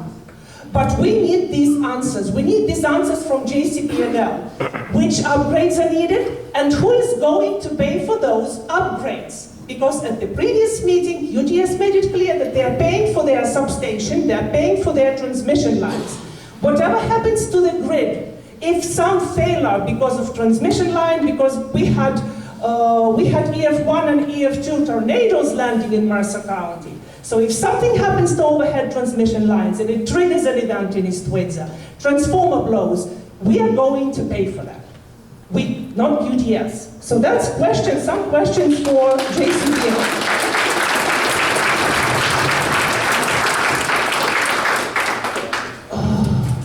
There are a lot of technicalities. I'm not an electrical engineer, unfortunately, how, despite all the precautions, how it can trigger. And I know that with the variance for an overhead transmission line, JCPL is now doing an upgrade to its transmission lines. That includes burying some of them underground to provide an extra storm protection. Because whether you believe in climate science or not, the past 2 years have seen a drastic shift in weather patterns. Your phones probably blow up with high wind warnings as never before. We have tornado watches. We have power outage. There was like a huge article, unfortunately I forgot to print it out, about power outage in East Windsor on July, I think, 10th. 2004, when 7,000 residents or households of East Windsor were affected. So we have this problem, and at the same time, there is a variance, a small variance for overhead transmission line, a small variance for a building height. Once again, the question, how does the power demand of this data center compares to the overall power use of East Windsor, and if they belong together in such proximity to residential areas? They already have the noise. There are also fire concerns, because data centers, probably fires do not happen very often, but they are tricky because of how many batteries there are, because of the huge stocks of diesel fuel. And again, they are very toxic. It starts burning in such a proximity to residential area. That's a risk we should look into too. There was, when they discussing power utility rates, a war was mentioned between Russia and Ukraine, the war that caused power utility hikes. Why don't we mention another war in the Middle East where 3 data centers were targeted by Iranian drones?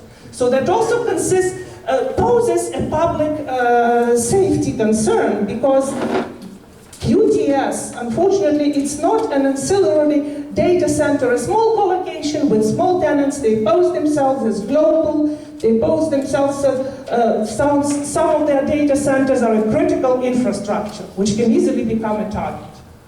Can we end this part so we can go on to somebody else? So I'm just summing up. I think that the noise study has to be done again to incorporate all factors. Solar array, peak summer hours, and plus the cumulative data center 1 and data center 2 to make sure that it doesn't go, because it's already data center 1 alone skirts on the limits.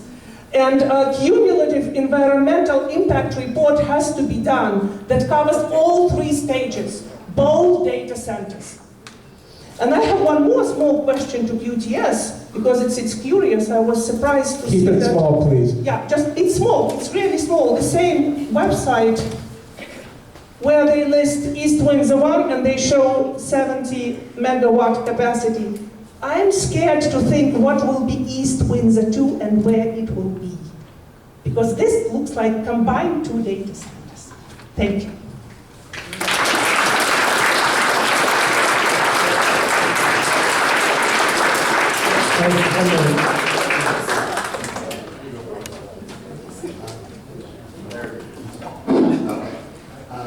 I just want to respond to one question, and I know Mr. Snyder wants to respond to one question.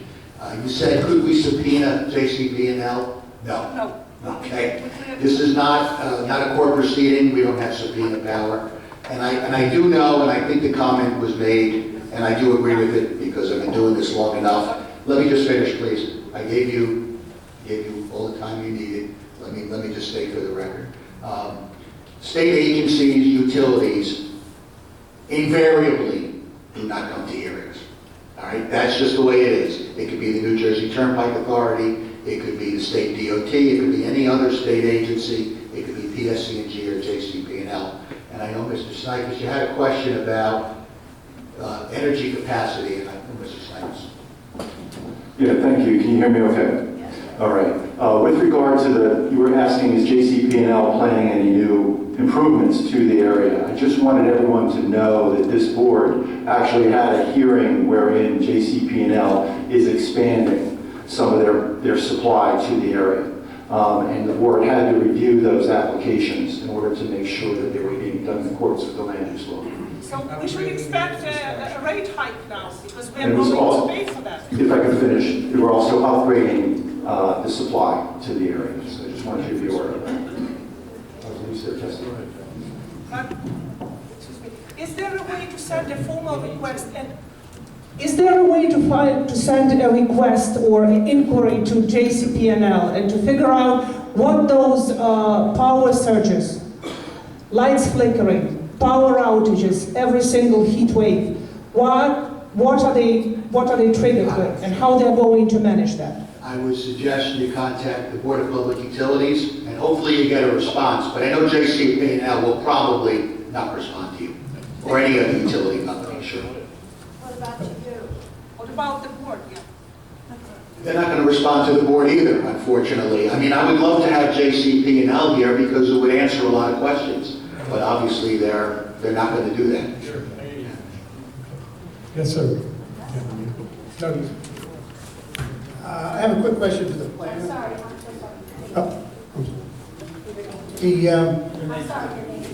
Oh, Mike Geralt, a voter from East Windsor. A voter from Verrault. For the planner, I assume there was a risk assessment done as part of this application and submitted to the board. What kind of risk assessment? Well, the kind of risk assessment that we justify, and earlier we had heard that we don't care what kind of clients we have as long as they're creditworthy. So I assume QTS is a financially driven company, surprise, surprise. So the same risk assessment that would have justified the fortress-like fencing and barricades around the premises. So you spent a fortune building a fortress in East Windsor.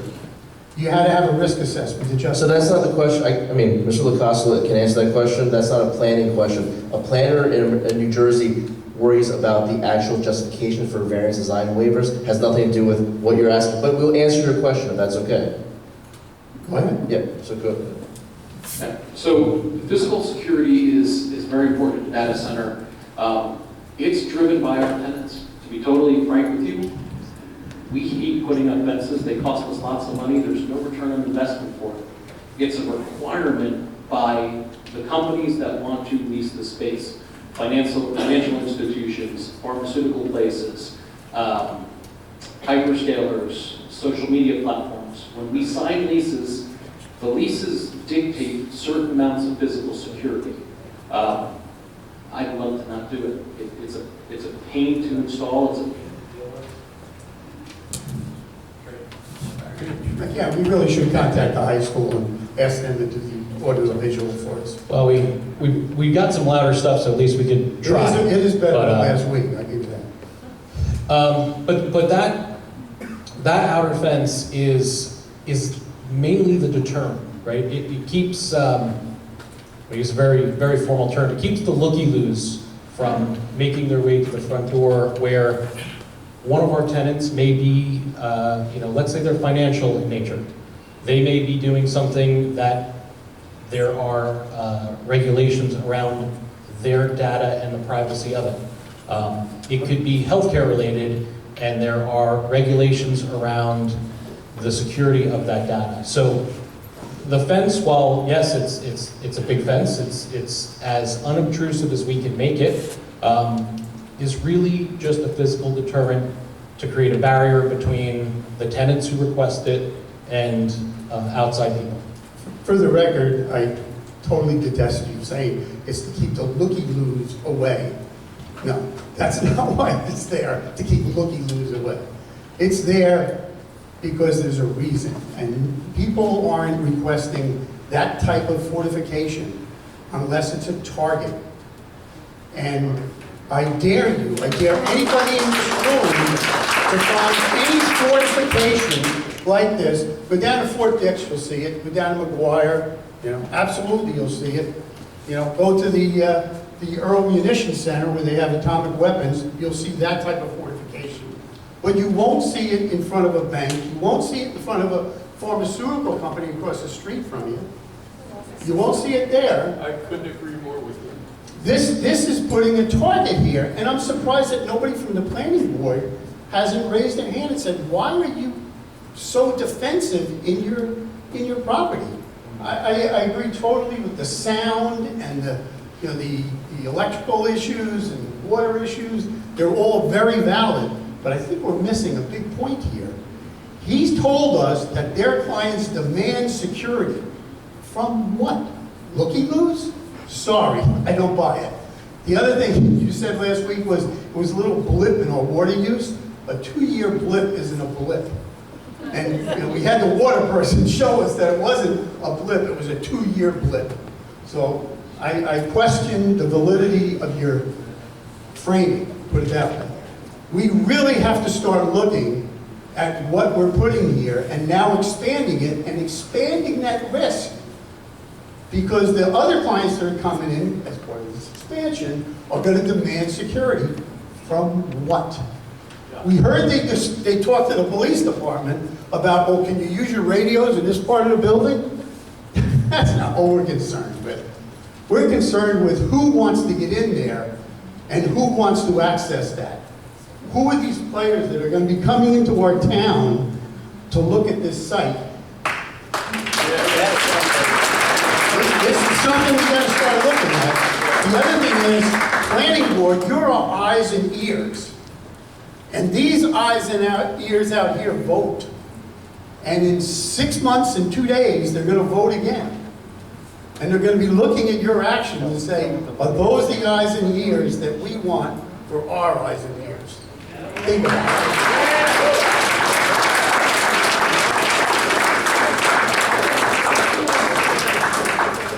Lady right here. Over here, she's got her hand up. Been had her hand up for over an hour.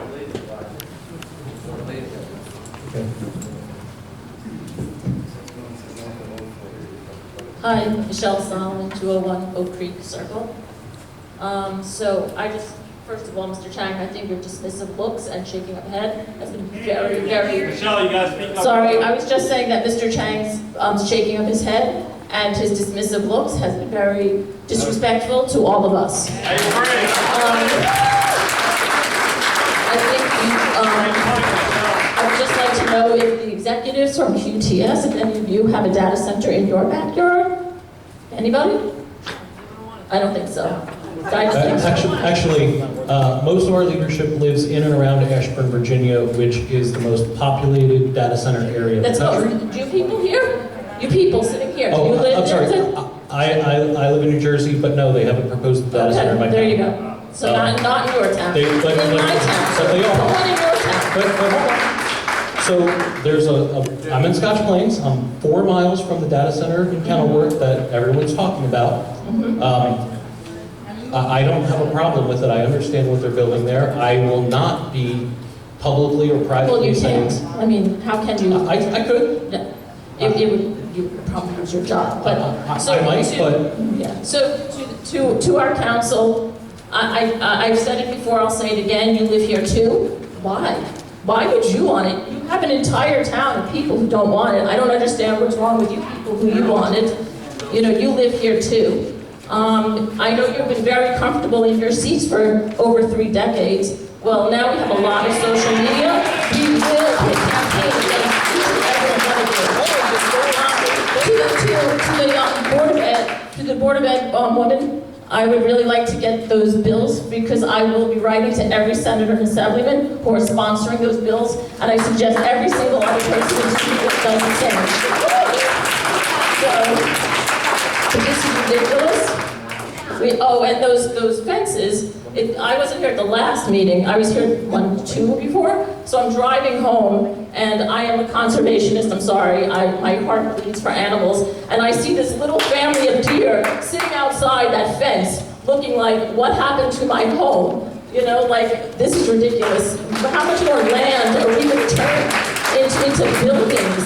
Can we please leave some? People are complaining we have bears in our neighborhood, and the deer are all over our lawns because you're taking away the open space. We need to leave the open space. It's enough, people. When are you going to stop? And by the way, I heard somebody, I wasn't here, but somebody had asked about the taxes, that, oh, you're going to be paying our taxes for us? Well, I have to say, I don't think you're going to be paying my school taxes, which is really the most of my taxes. And I would also like to say, are you going to be reimbursing me when the price of when my value of my house plummets to the ground? Who is going to reimburse me for that?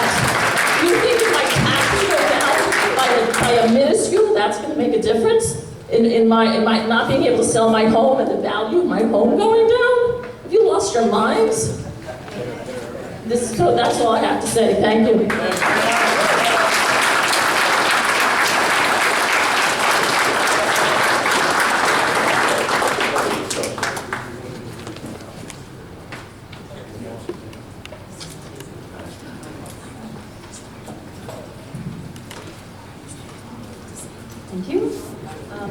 everyone. My name is April McCrose.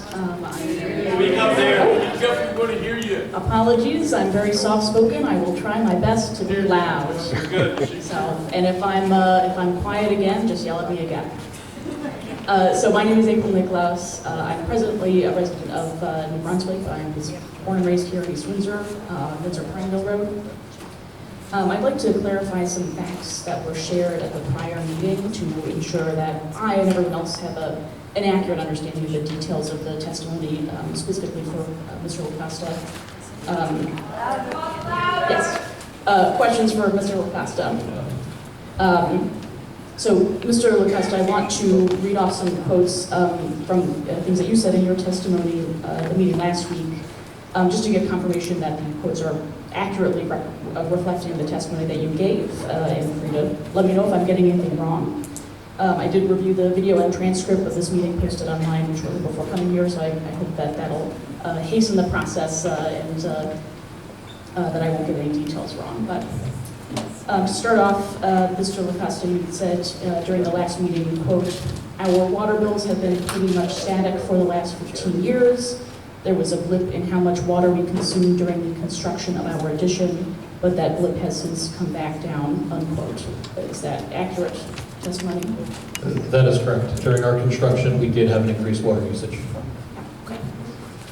And at the very end of last week's meeting, an objector, Mr. Cradaville from Food and Water Watch, brought to the board's attention a series of water bills from your current facility, which is the facility that you were speaking of when you made the statements about there being a blip in the water usage that has since come back down.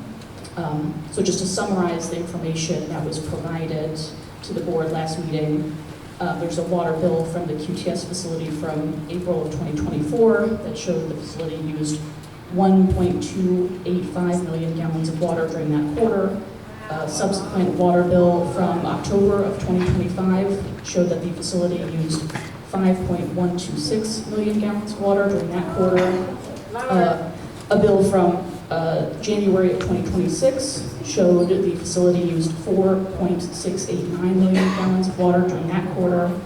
And while the bill for the most recent quarter wasn't yet available to that questioner, the East Windsor Municipal Utilities Authority Director indicated that the water usage from your most recent quarter was 3.335 million gallons. Is that all accurate? That's 1.2 million gallons a month. That's what's been provided to us by the MUA.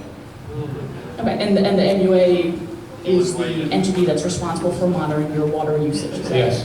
Okay, so officially, on the record, that is the water usage that you had at each of those points in time? Sure. Okay. So during the course of Mr. Cradaville's testimony, he also made note of a discrepancy between a statement that you made during last week's meeting and a statement that you made at a meeting prior to that.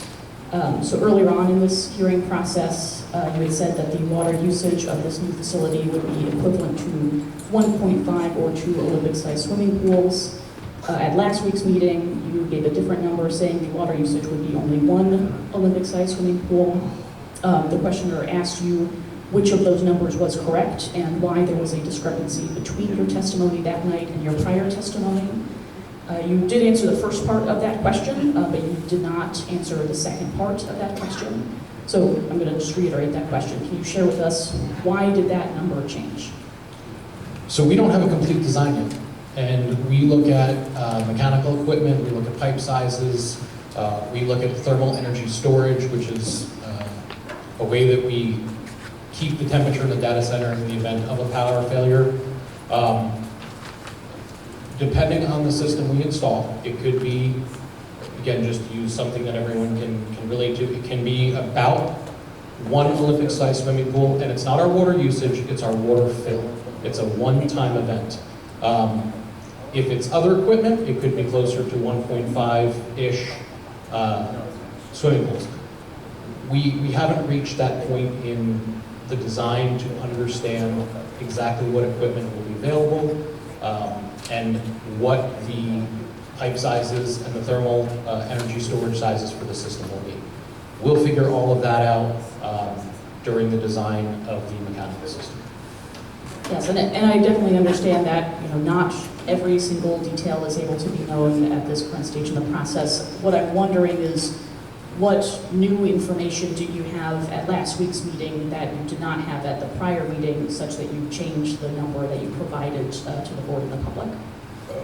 We get new equipment specifications almost daily. So, depending on what we're looking at and the systems that we're looking at down the pipeline, can and will dictate what we install. I think it's also important to note that the MUA also said that even if we doubled our water usage, we wouldn't have an impact on the MUA's ability to provide water to the East Windsor.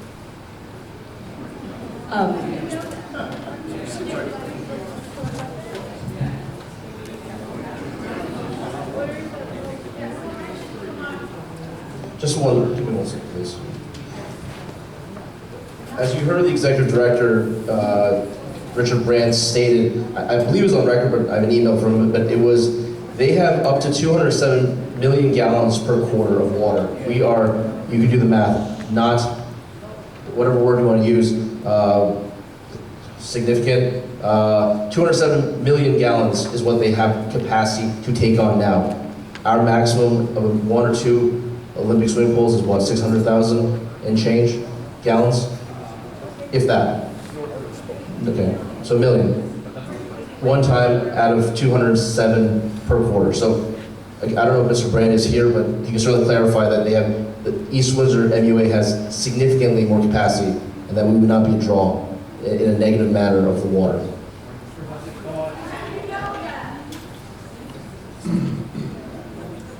Were you going to add something? Nope. Okay. So thank you for clarifying that. I think it's important to understand the raw numbers. But let's go back to the numbers from the water bills that were shared at the last meeting.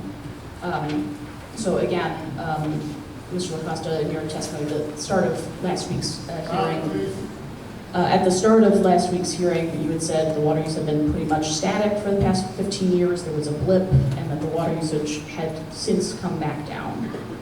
Later in that same meeting, when asked when the blip occurred, you said that it was, quote, the second half of 2024 and most of 2025, unquote, which indicates that this increase in water usage was, again, in the past and no longer ongoing, which is consistent with what you'd said earlier in your testimony, that there was a blip and that usage had, quote, since come back down. Am I getting all of that correct still? Yeah, and if you look at the report from Rich, we've gone down 1.3 million gallons over the last quarter, and that's because most of our construction activity is done. We're in the final few months. The amount of workers on site is lower. The amount of hydro excavation being done is lower. The amount of concrete work going on is lower. So we see that number coming back to our normal rates later this year when we're complete with all of our upgrades.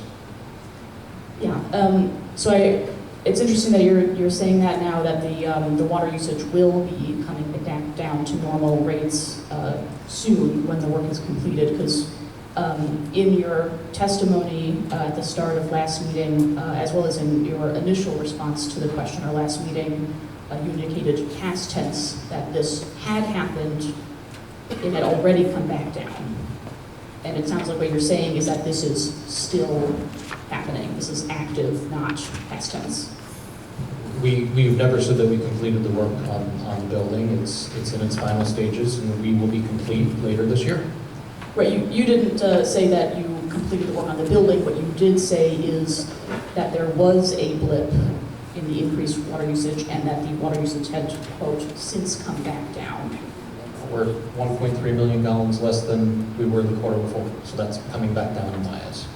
Right, and just to be clear, in the most recent quarter, when it was 3.3 something million gallons used in that quarter, that is, I'm sure you can agree, more than 1.2 million, right? 3.3 million is more than 1.2 million.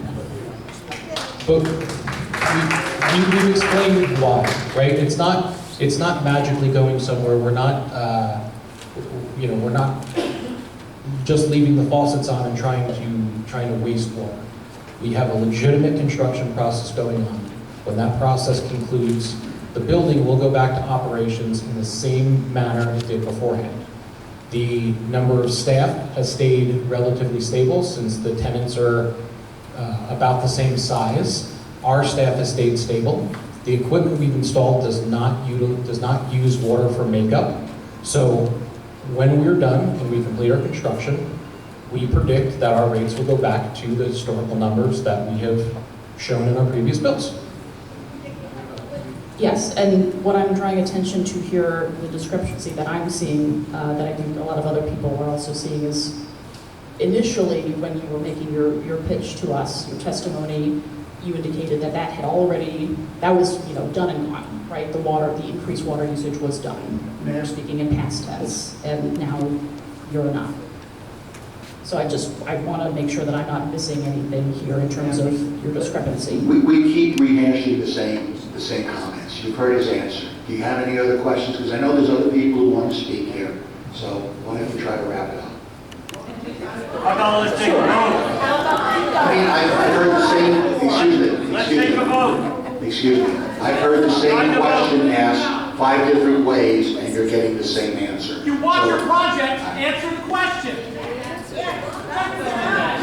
Please, go ahead. Finish up. All right? Or take a vote. So get it over with. I just want to make sure that I'm not misrepresenting anything here. What I'm seeing and what I'm hearing from Mr. LaCosta's initial testimony, from his subsequent answering of questions, from his answering additional questions, is that there is a substantive discrepancy between what he said initially and what he said when pressed with questions.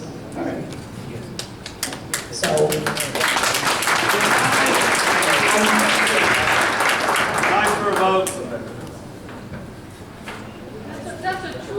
Ma'am, do you have any other questions of Mr. LaCosta? I mean, I think what I would just like to say to the board is that obviously the board has to make decisions based on facts that are provided to make informed, responsible decisions for the public. I'm not an expert in the industry, so I can't speak to what the appropriate amount of water usage is for this type of facility and for the load that our water utility here in East Windsor can handle. My main concern in this instance is not whether the accurate numbers are reasonable. My main concern at this moment is that the witness gave testimony that has been shown to be inaccurate with regards to the water usage of the existing facility. And the purpose of these hearings is to evaluate facts and make informed decisions. Obviously not every individual member of the board can possibly be an expert in every single aspect of every single project. So it's reasonable that the board would rely on expert witness testimony to make informed decisions. But that only holds true when the witness testimony is reliable. And I think that that's in question here. That's the function of the board, to determine the credibility of every witness. Yes, and I would just like to draw attention that I think the credibility of this particular witness is significantly in question. However, we also have the testimony of Mr. Brand, who testified last time, and I don't know if Mr. Brand wants to reiterate some of the comments from last time. Yeah, I can make a comment on it. Can you see the spreadsheet here? As I said last meeting here, QTS currently use 3.335 million gallons per quarter. Okay, when McGraw-Hill, for those who knew about McGraw-Hill, McGraw-Hill was back in the day, I think it was on the same thing, February 18, 2018, they used 3,777,000 gallons. Yeah, but the rates were different back No, then. it's the same facility. It hasn't changed. And I can only state the facts. You know, I'm here to state just what the facts are.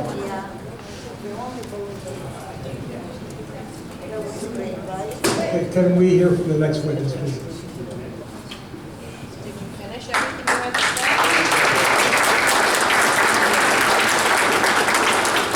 Hi everybody, my name is Victoria Yakubov. I'm from 402 Bolton Road. Victoria Yakubov, 402 Bolton Road, East Windsor. I have a question for the city council and mayor. how many data centers East Windsor should have by law? First of all, this is not the city council, this is the planning board. Okay, this is a planning board. The mayor sits here, The okay? mayor sits here. Okay. First of all, and I mentioned this at several meetings already. This is my first one here. I understand. Every property owner has the right to develop their property in accordance with the laws of the state of New Jersey and in accordance with the ordinances of the township of East That's Windsor. why we changed So the I can't ordinance. tell you, I can't answer your question, which is really a rhetorical question, how many data centers? I don't know if there are going to be other property owners who are going to look to do the same, all right? But what's before this board this evening, and what's been here for the last 2 hearings, is an application for this particular site. Okay, again, how many data centers in a small town of East Windsor?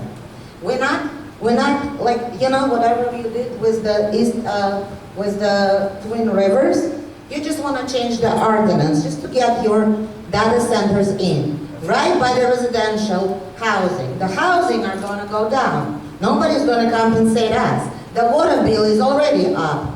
The electricity bill is already up. All your power lines woke up a lot of wildlife. They all are in our backyards. There are a lot of rodents and everything else. What, do you think it's all just like that? There is no health issue with that? There are kids outside? What are we doing? How many data centers East Windsor needs? Thank you.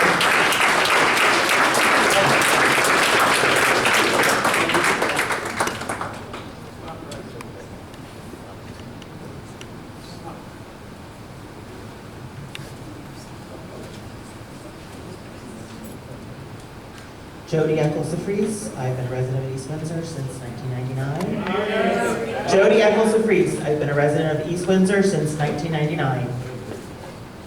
I've read more about closed-loop cooling in these past few days than I ever wanted to know. Unfortunately, much of the information out there comes from data center companies, and even this information isn't 100% positive. I don't think you're being honest with us about water usage. There are closed-loop systems that have 2 loops. One loop is closed and the other loop uses an open loop and water evaporation to cool. Where there is just one closed loop, it seems that fans and air conditioning are used to cool the closed loop. From what I could gather, these systems use about 40% more electricity than the ones where water is used to cool. They aren't saving water either, they're just pushing the water upstream to the electricity companies as they generate the electricity. So there's water being used either way, it's just when they're generating the electricity to cool these, the water is being used by the electric company versus the data center using the water to cool it themselves. Some research indicates that as technology advances and chips are becoming smaller and smaller while the demands of AI are increasing, the heat generated by these machines will exceed the closed-loop system. To prevent servers from melting, the data centers will need to bleed the lines and evaporate possibly millions of gallons of the toxic forever chemical water into our environment. I know you said you're not going to use those chemicals, but you don't know what's going to happen with technology going forward. So how can you promise us that this won't occur? You don't know what the new technology will be in 5 years or 10 years, what you're going to need. Are you implying that you will not update your technology? And if so, how will you retain your tenants with outdated technology? And most of these questions I've asked previously and were not answered. So I would like to know what studies have been conducted specifically in East Windsor to ascertain whether the aquifer can support this data center without compromising local residential wells or the community's water supply. Again, you don't know what the technology is going to be and whether you're going to need more water usage in the future. We need to know that we're not going to run out of water in our wells. Are there any guarantees that our wells will not deplete and our water table will not be adversely affected? This is what we want from our planning committee. We want to know that you've checked this out. What assurances do we have that our water supply will not be polluted and will be safe for consumption? How much more will our water bills increase when the data center likely puts a strain on our water supply? Many residents have reported increasing brownouts. Can QTS and/or JCP&L assure the stability of our electric supply and guarantee that our electric bills will not continue to rise? Again, you're going to need either more electricity to cool your system or more water. Unless you have some other technology that no other company out there has that I can't find on the internet, you have to use something to cool it. When I moved to my home in 2010, my utilities were about $300 a month with 7 people in my household. I now have 6 people in my household, and our utilities are about $650 a month. Our usage hasn't changed. If anything, it's slightly less with one less person in the house. Interestingly, though, my gas bill has only increased a small amount. The huge jumps are in the water and electric bills. So since we've had a data center here, my bills are going up ridiculously. How is that not going to continue if you build and put more needs on the systems? You stated that the equipment installed on day one will remain there for the life of the building. Are you stating that you will not update your technology and will operate your business on outdated technology? You said for the life of the building, I mean a building could last for 100 years. That's an awfully big statement to make. It could last more than 100 years. If water and electricity are really non-issues, why is QTS coming from out of state into the most densely populated state to build these centers? What is in New Jersey, the most densely populated state, that you want to be here, when there's plenty of places in the Midwest that are empty? If you don't need the water and electricity, why do you want to be here? We have nobody arguing with you in a little town with 2,000 people versus, there are probably more people in this town than there are in some of those states. Go there where nobody's going to care. Why are you trying to come here? I don't understand. And it's also a heck of a lot more expensive here. Makes no sense to me. What recourse will we have when and if we experience more brownouts, polluted water, and potentially other unforeseen consequences? If this reckless project is somehow permitted, the residents of East Windsor demand written legal guarantees that QTS will be financially responsible for any loss of electricity or increase in electrical rates resulting from their usage. They also demand QTS accept financial responsibility for any pollution to our water supply, the depletion of our wells, or the drying up of our water sources. Furthermore, we expect QTS to purchase our homes if we are unable to sell them due to property values declining because of the location of their data center in our town. If you are so certain that your center will not cause any of these problems, then you should be willing to sign these guarantees and accept liability. Are you willing to do that? So I'm gonna hit on a bunch of stuff, and I'll start with the last question. There are many factors that could affect the price of your home. We're speaking specifically on Well, the data centers. I don't know how you could ever prove that this building was the single cause of a property value decrease. Okay, the Indian temple that was built in Robbinsville, that's right on I the don't edge want of an Windsor, argument. has Let caused our him, values to go let him up. answer the questions, please. Okay, sorry, I was just trying to. I don't want to back and forth. So no, there's no way we can give you a guarantee on energy rates or property values because the world turns, things change. Other businesses may or come or go from East Windsor. School districts get better and worse. There's tons and tons of factors that affect that number. I can never definitively say that I'm the cause. It's an impossible feat because tomorrow we wake up and the world is a different place.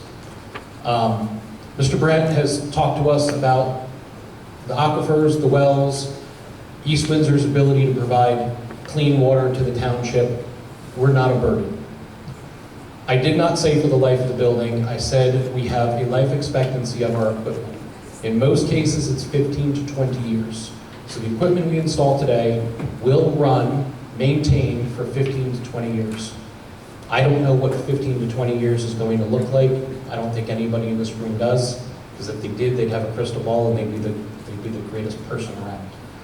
What I can tell you is the chemicals that have been used in data centers have been getting more and more environmentally friendly since I started working in this industry almost 20 years ago. The refrigerants that are used in refrigerant-based systems are much better than they ever were. The chemicals that we do add as biocides are the same chemicals that are used at water treatment plants. We don't use anything different. Every year, the systems get better, they get more efficient. But just let me finish. But to answer the other part of your question, we are constrained by the number of megawatts that JCP&L gives me. Okay? It doesn't matter. We'll use all this number of 70 megawatts. It doesn't matter how good the technology gets. It actually would benefit us if the technology got better the chips got smaller and they were able to use less infrastructure. That would be less systems in the building, it would be less maintenance for everyone. But that power factor means no matter what we do, no matter how fast the chips get, no matter what they're doing, we can't exceed that speed limit.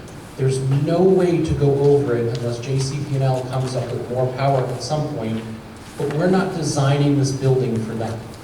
We're not designing this building to go to 200 megawatts magically one day.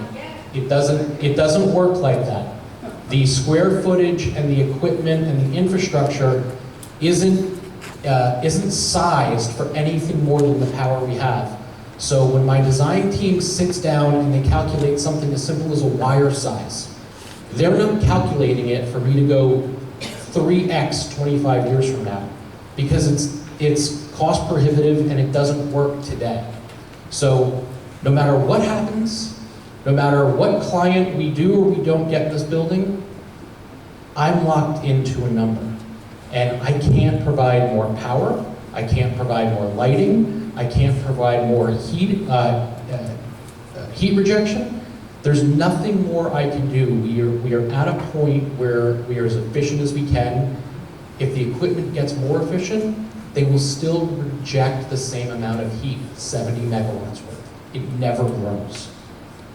That's not what I'm seeing. They're saying as they're making smaller chips, that it may be making more heat. So you're saying you're going to commit to whatever chips are available now, you're not going to update them, you're going to stick with that, you're going to commit and sign something stating that. You're right, the chips are getting smaller and faster, but they're still rejecting a certain amount of heat.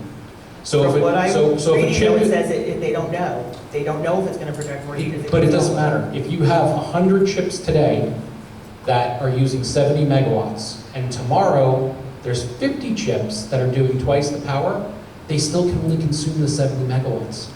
I can't give them more power, so it doesn't matter how fast they go, they're limited by the amount of power I can provide them.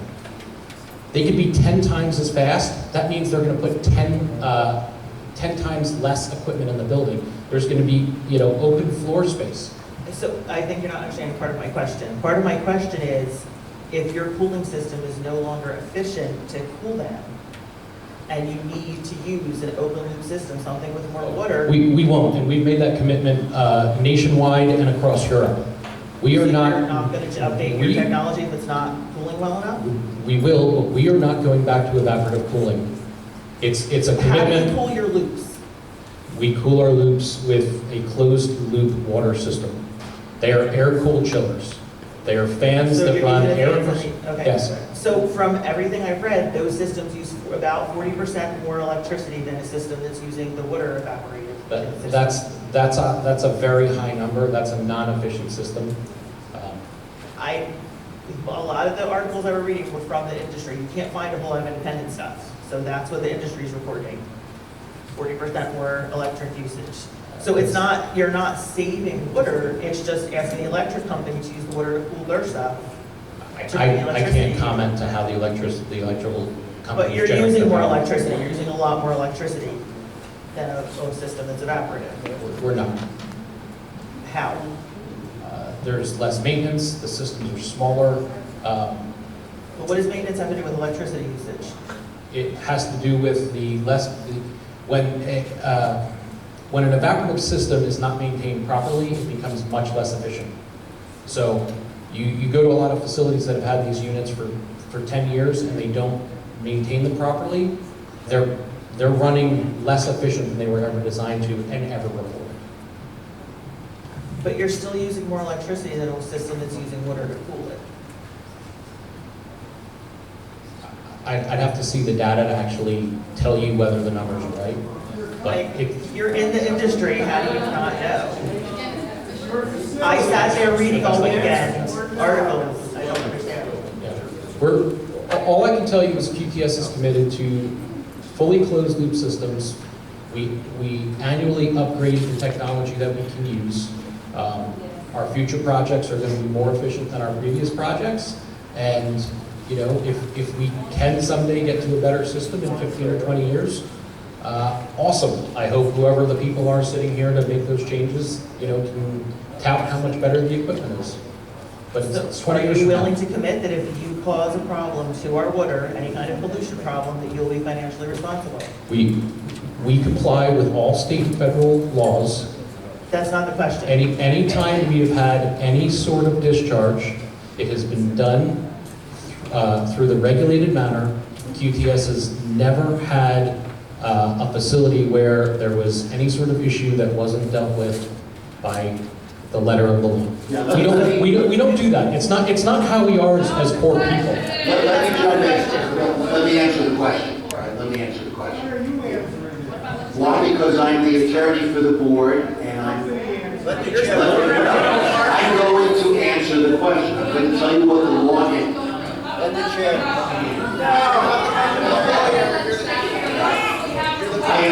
Can we have some order, please? I'm answering the question. The question is whether or not, if this applicant contaminates the municipal water system, is there accountability?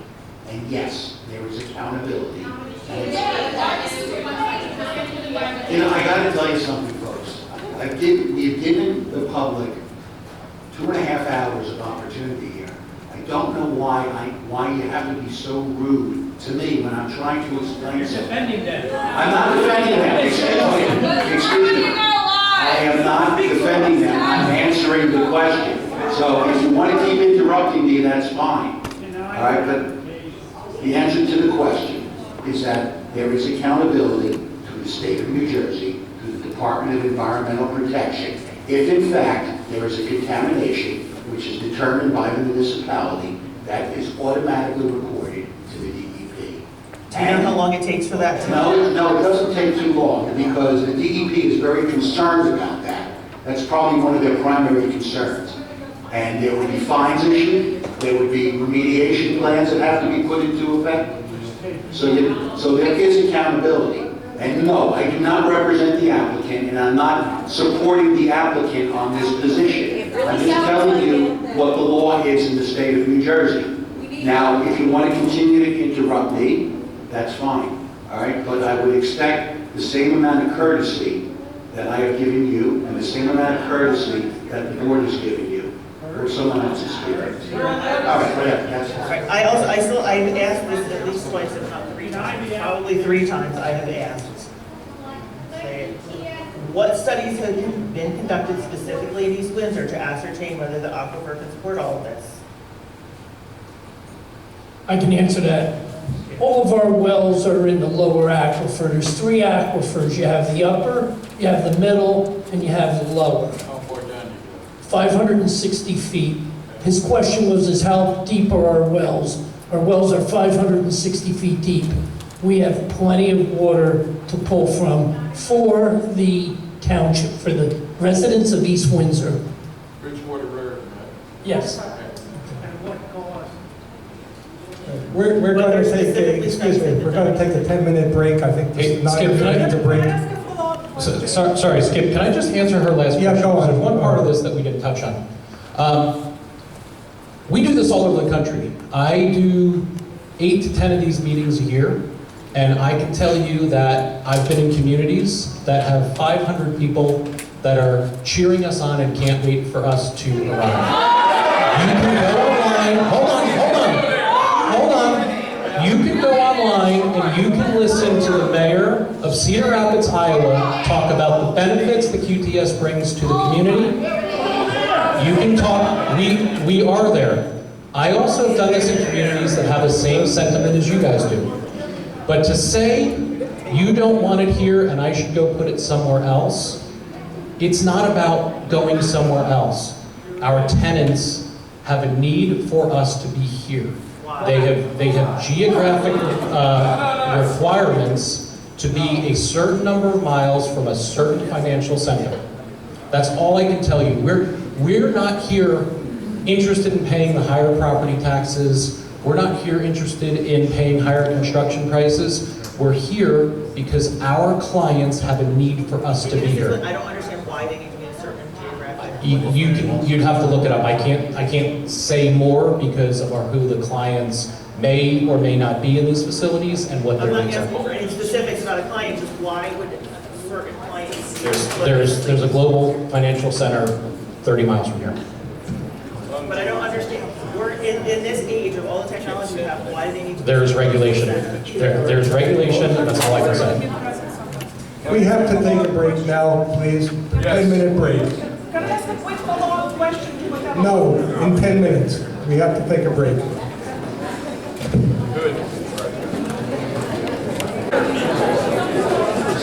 Let's come back to order, please.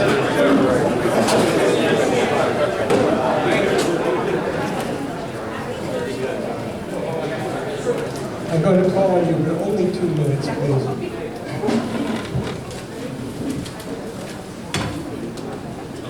Two minutes. Two quick follow-up questions. First, it was said that the power demand won't go above the, whatever, 70 megawatt or whatever it is. But data center 1 used to have 6 generators, and now it's going to 10, which means that their gross power capacity increased. Is there a guarantee that the same won't happen to data center 2? Olga, that's misrepresenting the first building, because the first building was underutilized until 3 years ago. The tenant who was in that building was a long-term tenant who we absorbed with the McGraw-Hill deal, and we had a lease and we had restrictions in that lease. So even though that building had more capacity, even though the current substation had more capacity, we were only utilizing a percentage of what was available. We did not get an increase in capacity to do the work on DC1. All we did is utilize the power that we had differently. The other thing that we did is we changed the topology of the power within that building to allow us to have more client-side power. So no additional power from JCP&L, no additions to the substation, no additional lines. We just were able to utilize our property better and use the power more efficiently. Is this yours or future?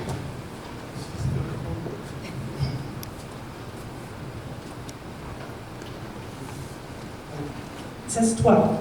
And now if we look at the vibration study, it says that there are 2,500 kilowatt generators. This document is at least 5 years old. It could be 7 to 10 years old. Well, but still it states the capacity, the gross power capacity, which is lower than it is now. So it's increased, just judging by. No, at this point, we had 6 megawatts of critical power, which was the existing building, and we had 12 megawatts of gross power. So we had 6 megawatts that we were not using at that point in time. We were allocated those megawatts by JCP&L. We were not using them. So every month, we were paying for 6 megawatts of power that we weren't using. But there used to be 6 generators, and now there are 10 generators. Because there are additional data halls, yes. So the number of generators for data center 1 increased from 6 to 10. Yes. Yes. So now we have 30 generators for data center 2.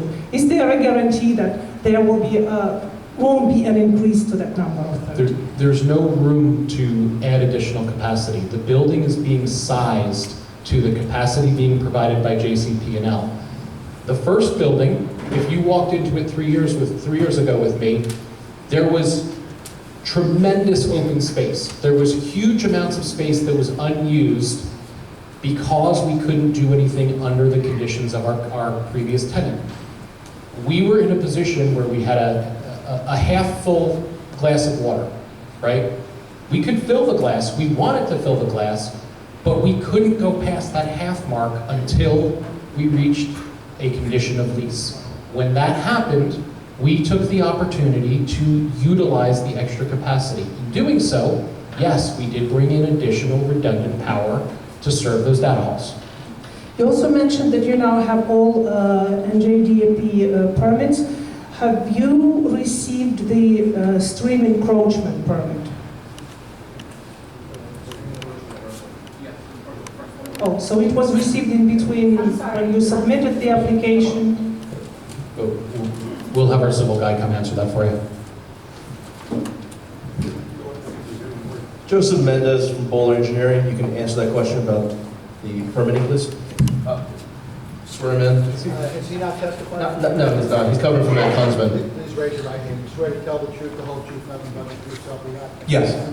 Please state your name, spelling your last name for the record and professional affiliation. Sure. My name is Joseph Mendez, M-E-N-D-E-Z. I'm a project manager with Boulder Engineering. I have been in the civil engineering field for over 10 years, and I have a license in New Jersey that's current and in good standing. He's accepted. All right. I believe your question was regarding the permitting for the site, correct? The stream encroachment permit, the application unfortunately don't have it valid, and I don't remember which page it was, but it was marked as something that needs to be still obtained from the NJDEP. Yes, as part of our DEP permitting process, we have received freshwater wetlands, general permits, special activity transition area redevelopment permits, flood hazard area verification, and flood hazard area individual permits for this project. But not stream encroachment permit. I believe that's all lumped in as part of that. Okay. Yes, correct. Pardon? It's referred to as a flood hazard area permit. That's the stream encroachment I believe you're referring to. Okay, thank you. Any questions for this witness?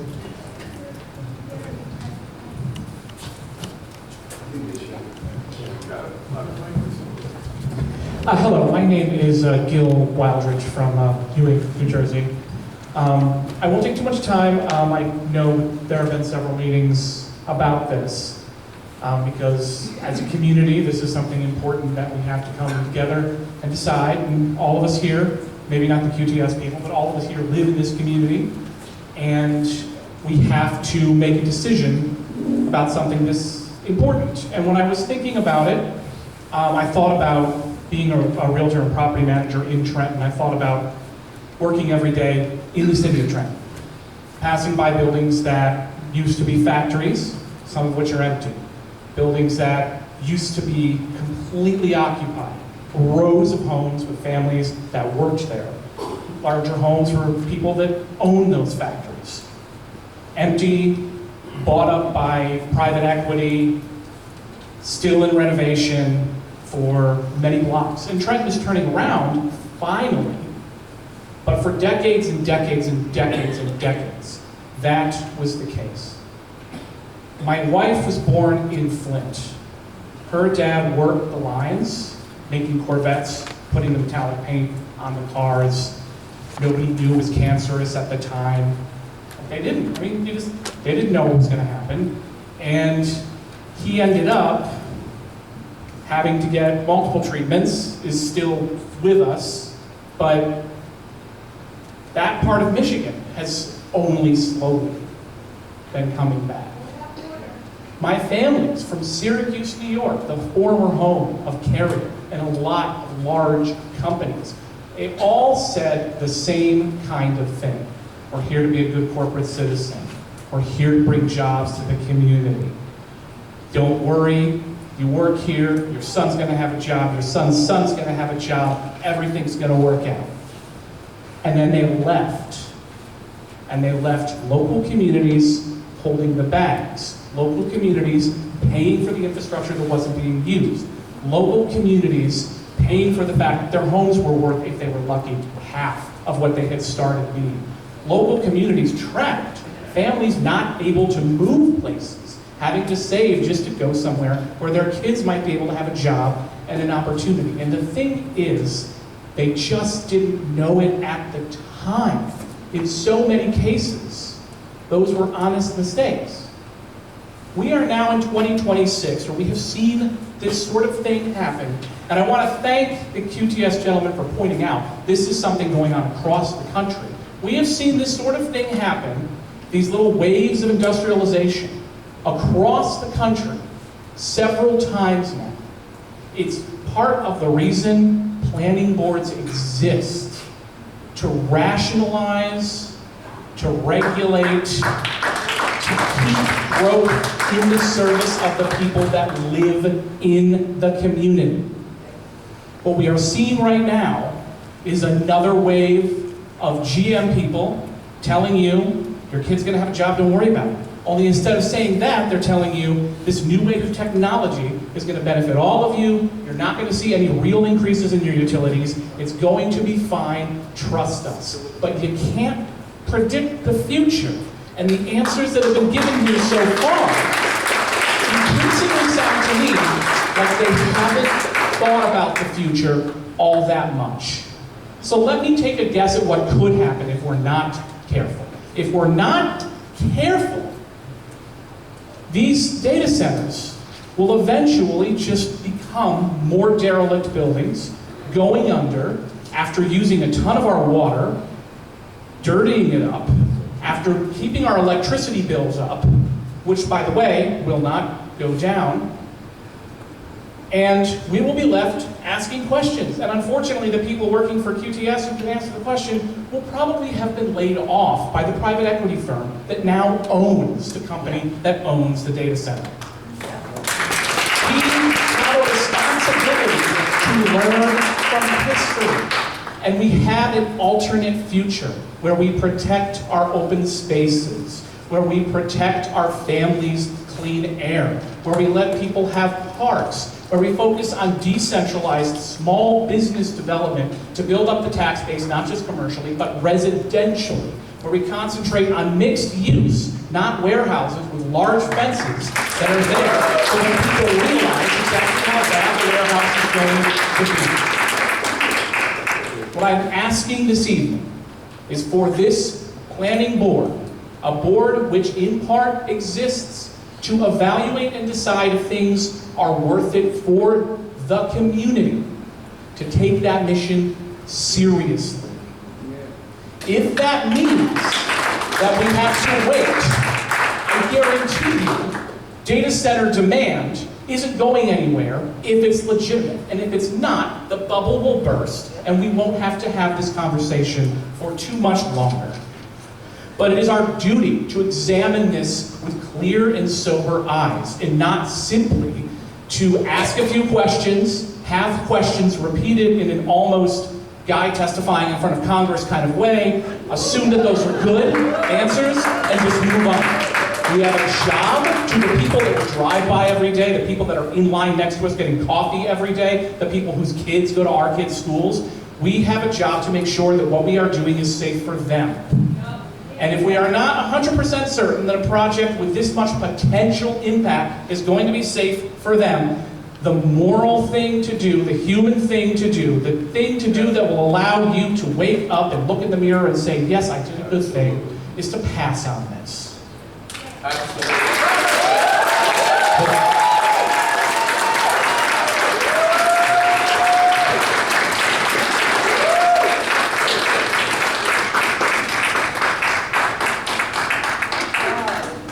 Okay, we're taking one more witness. He's coming up right now. Good evening. Oh, sure. Good evening, board. Once again, Charlie Cradaville. I'm a resident of New Brunswick, the Central Jersey organizer with Food and Water Watch. And I want to thank you for the, hearing from the public tonight and allowing us to ask questions. I think a lot of people asked really spot-on questions tonight, and I'm going to do my best to ask some important questions of the planner.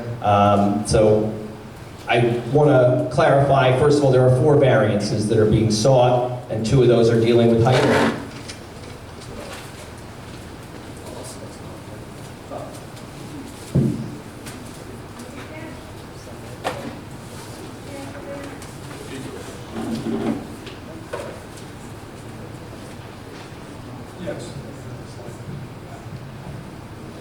Okay, so 2 variances dealing with height. Yes. And on each variance, you have to prove several things, right? Your applicant, your client has to prove several things. One of those things is that it meets purposes of the law, is that correct? Yeah, purposes, well, there's the positive criteria and there's the negative criteria. Got it. And you found all 4 variances meet 4 different purposes of the law, is that correct? Yes. So 4 out of 17 total? Or 16?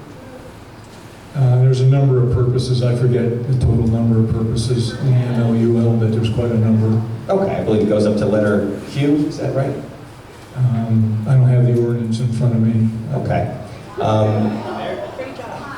You also have to find that there's no substantial detriment. Correct. Right, and detriment to what?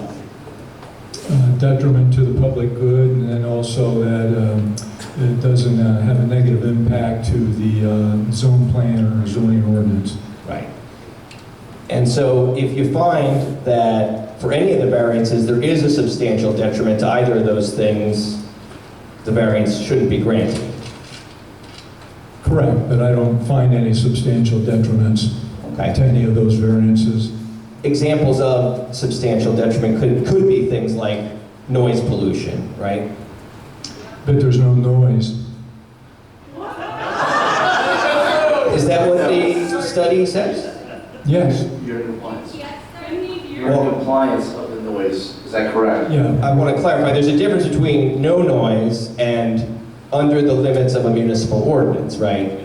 State and municipal, if I could guide them as well, if that's okay, Charlie. If I may. Yeah, I just wanted to clarify, there is noise, correct? Yes, but at the property line, it meets the regulations. Okay, so you're saying it meets the regulations, but there's a difference between the regulations and a substantial detriment, right? Those are different standards, right? There could be a substantial detriment that is legal under the township ordinance. Just like there's all sorts of things that might be legal under the township ordinance that could be a substantial detriment to the public good, correct? You'd have to give me a specific example. You're talking in generalities. Thought it was a simple question, but other types of substantial detriments could include air or water pollution, right? Those would be types of potential substantial detriments? Potentially, yes. Okay. The purposes you found that all 4 variances met were purposes A, G, H, and I. Is that correct? Yes. Okay.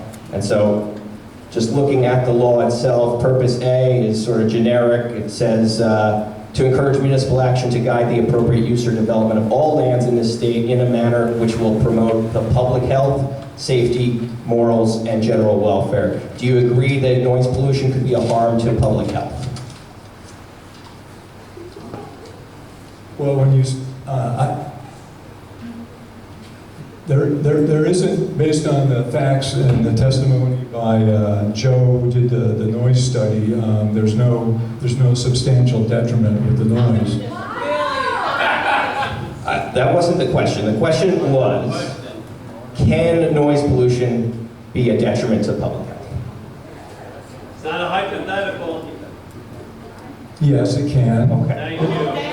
But in this scenario, do we have the permitting for the air rights? Is that correct? Yes. Your own witness don't know what that's there? Purpose G, moving on to that one, is about providing sufficient space in appropriate locations for a variety of different uses, quote, according to their respective environmental requirements in order to meet the needs of all New Jersey citizens. So you'd agree that, water usage is an environmental requirement for a data center.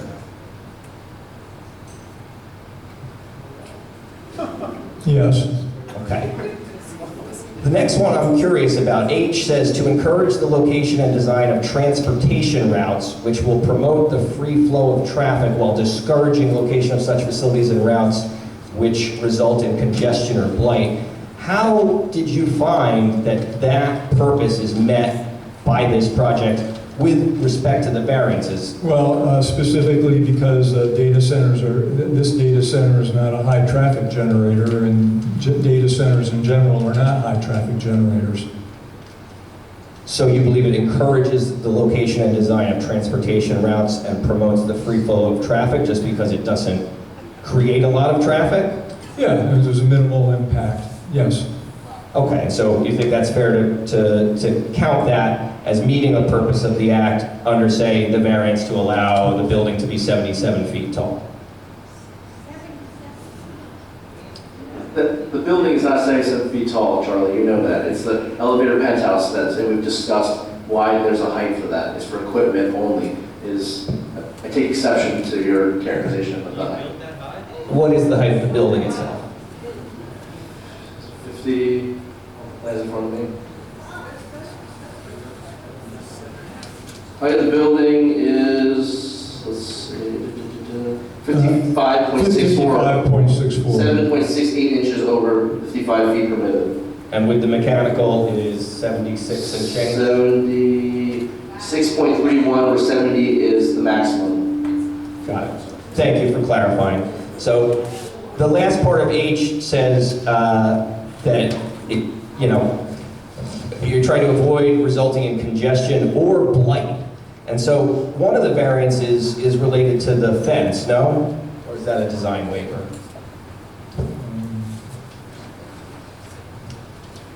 That's a variance. That's a variance, okay. So this fence, I saw it on the way here tonight. The existing facility has a fence that, I would describe as more like a prison fence, right? Trying to keep people out, keep people from climbing over it. Do you consider fencing like that to be a form of blight? No. So let me just redirect it. I think we're misinterpreting the code, Charlie. Sorry, give me 1 second.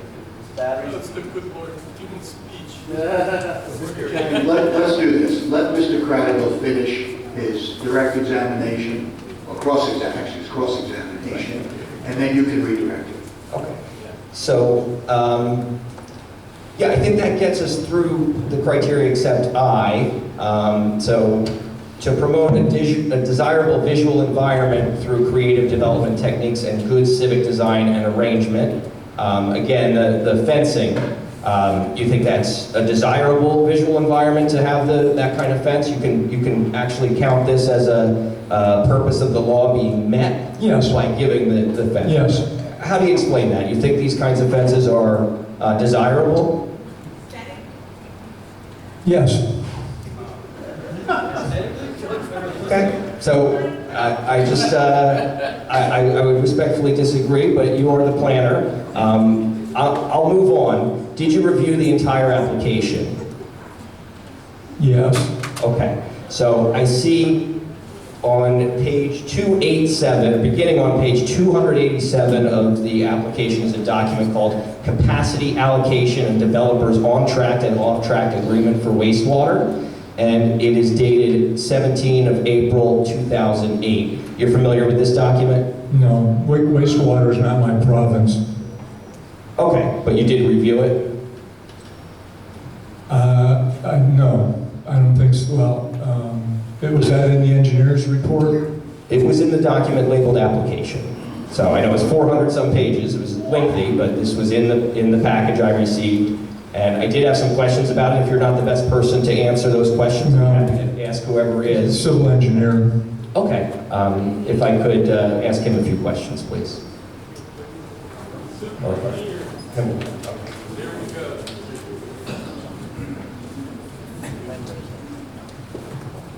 So I understand you're here for the first time tonight. I didn't catch your name? Correct, Joseph Mendez. Okay, Mr. Mendez. So you're familiar with this capacity allocation and developers on-tract and off-tract agreement for wastewater? You said the date was 2008? Correct. I'm not personally familiar with that document. What are the details that are entailed in that document? So it's a 24-page document regarding sanitary sewer capacity. The first is first Roman numeral 1 is allocation of sanitary sewer capacity, and it does say that it complies with the MUA's 1991 allocation policy, that it should remain valid and effective for a 2-year period from the date of the agreement, and that the developer would participate in the authority's industrial monitoring program. And then the part that I'm interested in here is it gets to Roman numeral 2, allocation of water capacity. And it says, quote, "No allocation of water capacity in the facilities of the EWMUA for the development is contemplated under this agreement. Allocation of water capacity by the EWMUA required for the development shall be the subject of a subsequent agreement between the parties." So I wanted to ask if you have any knowledge of whether there is or has been a subsequent agreement for allocation of water capacity. To my knowledge, no, not yet. Okay, so even though this says shall be the subject of a subsequent agreement, to your knowledge, no agreement was reached? This document's from prior to the DC2 application. Correct. That has no influence or bearing on the current application that we're actually testifying to. I cannot speak to the prior application and what was done or what hasn't been done. Sure, respectfully, it was in the application that you submitted. Can I interject? So the reason why that's submitted is because one of the checklists, if you read the checklist for application, it requires all past approvals, all the past agreements. So I believe we attach that for that purpose. However, each of the applications that come before this board stand alone, and new agreements are entered into if we do get an approval. That is again, I'm trying to look at that page and sorry. Remember, it's probably a year ago I filed this application. I can't. You remember when I filed this application? I don't know when you filed it. Yeah, so that attachment, because that was the past history of the previous agreements, and that was one of the checklist items that we had to satisfy. Understood. So it's to satisfy a checklist, and to your knowledge, there's no water allocation agreement ever? I don't recall. I know that we served with Mr. Brand's office. We have had no issues with water capacity, and demand has never been a concern. So I would imagine that there would be no issue entering into an agreement if we get approved. You don't enter into a water agreement until you actually have all your approvals in place. So it's kind of, we can't do it because we don't know if we're going to get approved or not. If that hopefully answers your question. Not totally, but I do have more questions about the sewer. So it describes a limit on the sewer capacity. To your knowledge, there's now no longer any sewer capacity allocation or limit? Not that I'm aware of. Right, and you don't really use very much of the sewer, the wastewater, at least according to the bills I saw. It's either zero or a very small amount, relatively speaking. Correct. The domestic would be pretty minor. Right, and so where does all the wastewater go? It is treated through the EWMUA wastewater facility. So that confuses me because I see, a bill here with, let's say, this is 03 that I introduced at the last meeting. 5.126 million gallons of water coming into the property and 0 going out in wastewater. What happened to all the water? Charlie, you're talking about a building that we have admitted has an evaporative cooling system. That is where the majority of the water goes. We're not hiding that. It hasn't been a point of contention. You're talking about bills that don't relate to the building we're about to try to build. This has no bearing on DC2. DC2 is a state-of-the-art, closed-loop system. The wastewater we produce is humans in bathrooms, coffee machines, doing dishes, the workers taking showers. That's the wastewater. That is the majority, if not in most months, 100% of our wastewater. This isn't processed water. It's not, we're not a chemical shop. We're not a chip manufacturer. We're not creating wastewater in the way you're trying to make us sound like we are.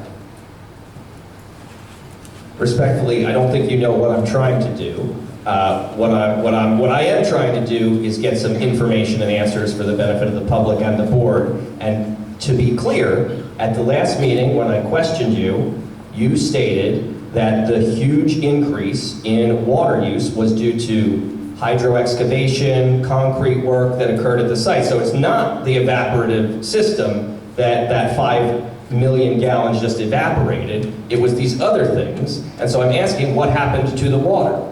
What was done with the water that you used for the concrete work and the hydro excavation? That question doesn't make any sense, and I'm going to tell you why. When you install concrete, the water goes into the concrete. When you hydro excavate, the water goes into the hydro excavation truck, and that material is then taken to an NJDEP approved facility. The water doesn't magically go anywhere. It's part of the soil that's being liquefied to remove it. That's where your water is going. Thank you for answering the question. That's what I was hoping for. So, digging into this agreement a little bit more, it says there's a private sewer system. Is that still in place? Is that just referring to a small sewer system, pipes? Yes, I believe the on-site sewer system runs through the existing stream at the rear of the facility currently and is still active. So when you say it runs through the existing stream, it takes the water into the stream, or it takes the water to EWMUA? It takes the water to the EWMUA. There's a series of pipes and manholes. Okay. And how would you explain a zero reading, or a zero usage for a quarter? I could understand if it was 100 or 200. You said flushing toilets and coffee pots or whatever. But I'm a little perplexed why I see zero sewer usage on this. Do you have any explanation for why there's no usage at all for 3 months? Yeah, I do not know the answer to that. Okay, maybe Mr. Costa can say. We don't know. Maybe So we got a billing error then, huh? Yeah, commercial properties are allowed up to 13,000 gallons at a fixed rate, just like domestic users are at 23,000 gallons.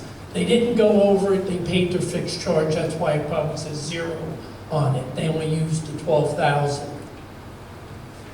Got it. So you're saying that they did have some usage most likely, but it was covered by the minimum quarterly charge. Thank you for clarifying that.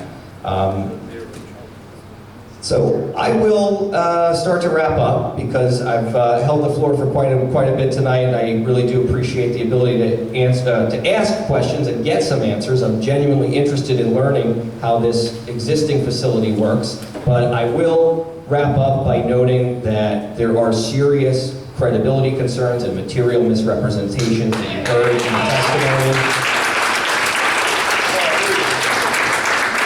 We heard a witness for the applicant say that closed-loop systems are the only systems that they use nationwide, when in fact, the whole time that they've had an operation in East Windsor, they've been using, their words, a very environmentally unfriendly system.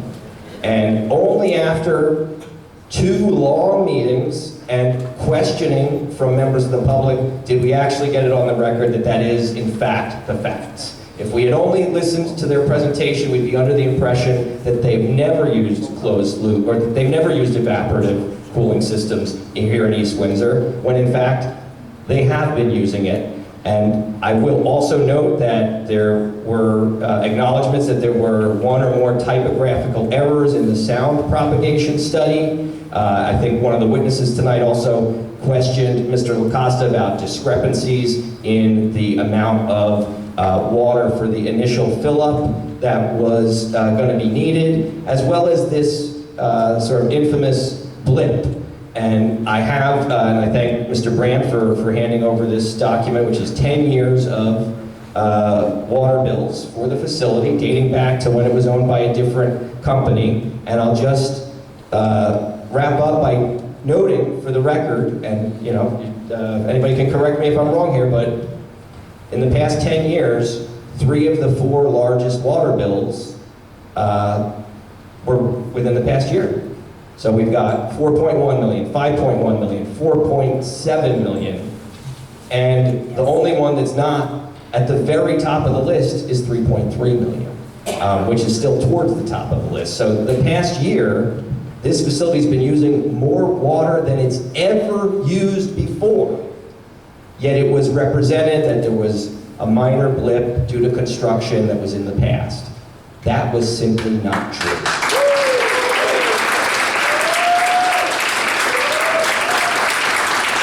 So I will say that between errors, misrepresentations, and omissions, this applicant has made a case that is woefully deficient, and you have every right to deny the variances based on that.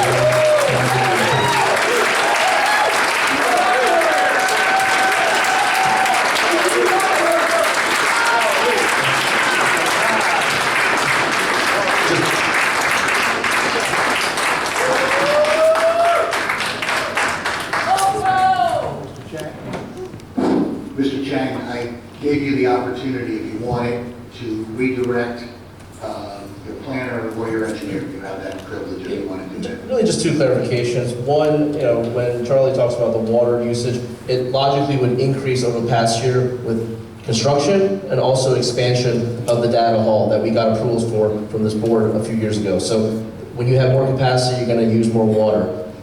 That's my response, number one. Number two, just from a basic land use perspective, positive criteria, you only need to show one of the items.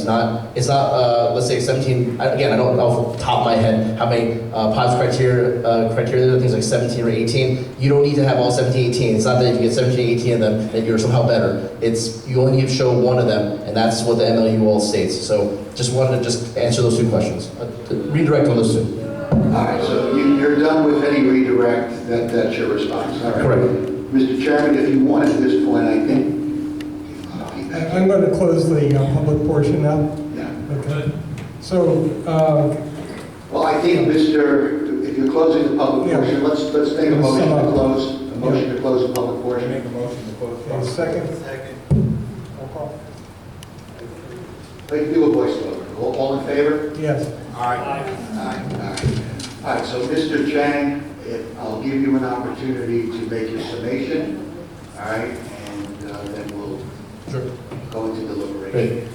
I'll be brief. We've been here for, I don't know, 11, 12 hours over the last 3 meetings. I think we've heard extensive testimony from our team that demonstrates that we've hit all the reasons for this proposed improvement in development. Just a couple of things to highlight. Again, we're permitting the zone. Your master plan permits and desires uses such as data centers. We've been operating for decades as a data center, either McGraw Hill or under QTS ownership. The variances and waivers were minimal. They've been supported by the municipal land use law. The planner has reiterated that through testimony on 2 separate occasions. As Mr. Lacosta has identified, there are no subsidies with the construction of the proposed data center. We're paying for all the on-site utility upgrades, including the substation. We're not doing pilot or any tax breaks with East Windsor. Again, we've been in operation for well over 15 to 20 years. We've had no complaints regarding vibrations or noise. The chillers and the generators have been running, and we have not received complaints. We are in full compliance with DEP and municipal regulation on those measurements. Our expansion is at least 750 to 800 feet away from any of the closest residences. As you have heard from Richard Brand, the executive director of the MUA, there are no concerns with water. We're a data center that is trying to use loop cooling on DC2, and this proposed expansion, we're also making a commitment to try to replace the old, outdated evaporative cooling that we inherited from McGraw Hill. And again, as we reiterated, there's a number of benefits to the town in terms of financial benefits, taxes, inspection fees, construction jobs, and the like. So with those being said, I think we would rely on the record that we provided to you the last 3 hearings. Larry, in anticipation of a motion, could you suggest some conditions? Yeah, I mean, obviously, we've now had 3 hearings on this application. I've got a number of conditions. Certainly, I'd like the applicant to listen carefully, and as well as the board listen carefully to these conditions. If, in fact, the board acts favorably on this application, the conditions would be as follows. The applicant shall pay 100% of the costs associated with any and all new utility and related infrastructure All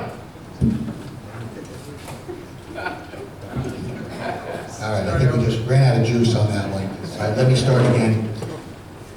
The applicant shall pay 100% of the costs associated with any and all new utility and related infrastructure, including transmission of power supply required to be purchased and installed for the project. Number 2, the substation final design and overhead wire routing proposed to be installed by JCP&L is to be specifically within the area noted on the approved plans and as testified to during the public hearing. The final design shall be submitted for compliance, and any deviation requires submission to and approval by the planning board. 3, applicant's tenants are required to stay within their assigned energy allocation from the owner, and the sum of all tenants is required to stay within the total project energy allocation by JCP&L. Number 4, the applicant is required, in accordance with the application and public hearings, to install a closed loop system for cooling to minimize water usage, and the board will retain jurisdiction for 2 years from the date of certificate of occupancy issuance to provide for monitoring of water usage. 5, any disposal of chemical additives to the cooling system shall be in accordance with the NJDEP and other applicable New Jersey requirements. 6, the applicant has agreed to convert the system in the historic existing operations in the other building at this site to a closed loop system as least as efficient as the application before the board within 5 years, which I believe was represented this evening, or sooner upon expiration of its current useful life cycle. The township will be notified at the time of the anticipated replacement of this system. Number 7, the applicant shall comply with all township noise requirements, and the board will retain jurisdiction for 2 years from the date of certificate of occupancy issuance to provide for regular township monitoring funded by developer escrow to ensure compliance. 8, the applicant agrees that generators will not be tested more than once a month, tests to occur during weekday and daytime hours, and are to be staggered to 1 or 2 generators at a time, where possible, to limit any noise impacts. Noise generation from operation of all generators simultaneously resulting in readings of between 30 to 40 decibels per the testimony, which is below the required township noise level standards and state standards. Next condition, all emergency generators shall be in acoustical dampening enclosures and to remain in place during operation of equipment. The next condition, any exhaust from the generation of power for emergency supply or testing shall comply with all state and NJDEP pollution limits. Next, all generator fuel storage tanks and fill lines shall be double-walled for full leak containment, and tank leak sensors shall be connected to the building's alarm system. Next condition, a best management practices plan shall be provided to the planning board for township approval for the management of refueling activities on site and possible spill containment. Next condition, stormwater and groundwater discharge into the constructed wetland or tributaries of the property shall comply with all NJDEP and township requirements. Next, the design waiver for tree size is eliminated as applicant has agreed to comply with the 4-inch caliper tree size requirement per Township Section 22-27.9 of Township Code as the building perimeter dimensions allow. Next, design waiver for tree height is eliminated as applicant has agreed to increase the evergreen buffer areas to 8 feet per Township Code standards. Next condition, the planning schedule will be augmented to clearly specify additional size specifications, including evergreen tree height, shade tree height, as well as the height and spread for shrubs. Next, an alternate for pin oak tree selection, which is the species, will be provided on a revised landscaping plan. Alternate species indigenous to the area will be selected for the magnolia and crabapple trees. Next, irrigation of landscaping will be in a manner consistent with the prior phase. Next condition, applicant will provide for or request of the solar operator to provide for improved maintenance, mowing and replacement of any dead trees on the solar field property. Next, any tractor-trailer deliveries will be limited to the use of the Princeton Heightstown Road entrance and exit. Next, the applicant shall meet and coordinate with Township Emergency Services personnel to test and ensure the emergency radio frequency reception is not impacted at the proposed facility. Adjustments or the need for provision of boosters or related equipment shall be provided at the applicant's expense and to the satisfaction and approval of the township designated emergency official. Next condition. The additional banked parking shall be identified on the applicant plans and shall be installed by the owner of the facility upon written request by the township administration or upon request by owner and township approval. Next, the new fence will match the existing property fence. Next, lighting shields will be installed on all lighting fixtures so as to mitigate light spillage. All site lights will be LED and dark sky compliant. Next, the applicant agrees to screen all rooftop equipment on all 4 sides from view, and sound baffles shall be installed around the roof-mounted chillers as described during the public testimony. Next condition. No mechanical equipment or outdoor storage, including refuse, shall be visible from streets, public view, or view from residential homes. Elements that are potentially visible shall be screened from view in an aesthetic manner. Next, all waste storage and recycling shall be in accordance with township standards, including e-waste for recycling. Next, the applicant has agreed to discuss provision and partnership in community school educational programs and mentorship opportunities, and I'm specifically referring to the representation this evening regarding participation and cooperation with the STEM program. The applicant agrees to construct a sidewalk along the frontage of 1 Mile Road from Princeton Heightstown Road to Dutch Neck Road. And then finally, we have 3 last conditions. The applicant will contribute to the Township Transportation Improvement Program Fund in accordance with the Township Code and calculations.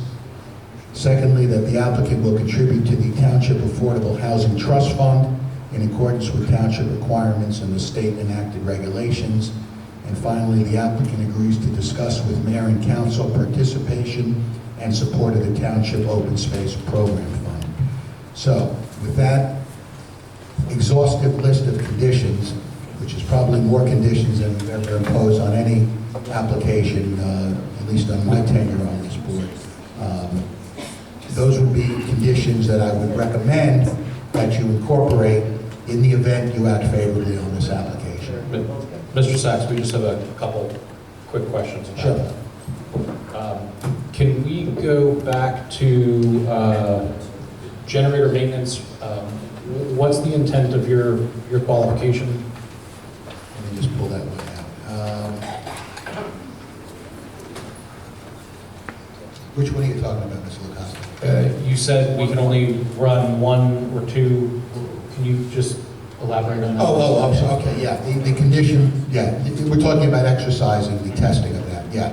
So applicant agrees, and I'll just read it again, the applicant agrees that generators will not be tested more than once a month. Tests to occur during weekday and daytime hours, and are to be staggered to 1 or 2 generators at a time where possible to limit any impacts. So that's with respect to testing. But there's no limitation to how many can be tested in a day? As long as you're not limiting it, as long as you're not exceeding the 1 to 2 at a time, that's fine. Okay. All right? Yeah. Was there something about decibels for that, or did I mishear you? Well, you've indicated that your testimony was that all generators simultaneously operating resulted in readings of between 30 to 40 decibels. We'll be in compliance, correct? Okay, yeah. And then solar maintenance, we didn't hear you on that one. Yeah, let me pull that one out.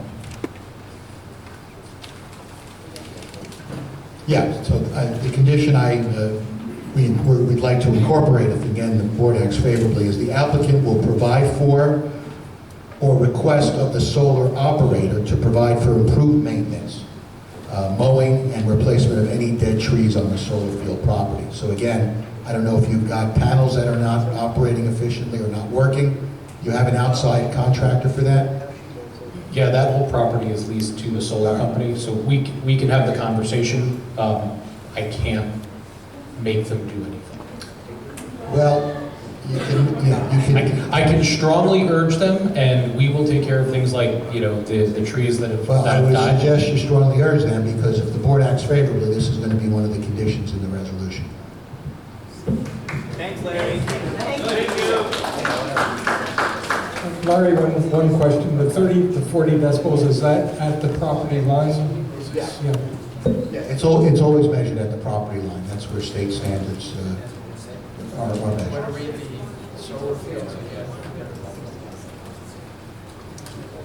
The mayor asked if you want to read the solar field.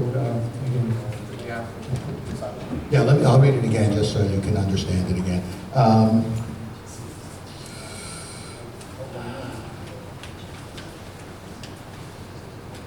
Okay. Yeah, the applicant will provide for or request of the solar operator to provide for improved maintenance, mowing, and replacement of any dead trees on the solar field property. I don't see why that should be an issue. We're okay. Sorry, we misunderstood it. The final one is the sidewalk. What we actually told the town is we will fund all of the engineering. We will fund all of the permitting. But because that is municipal property, it's a challenge for us to go manage that.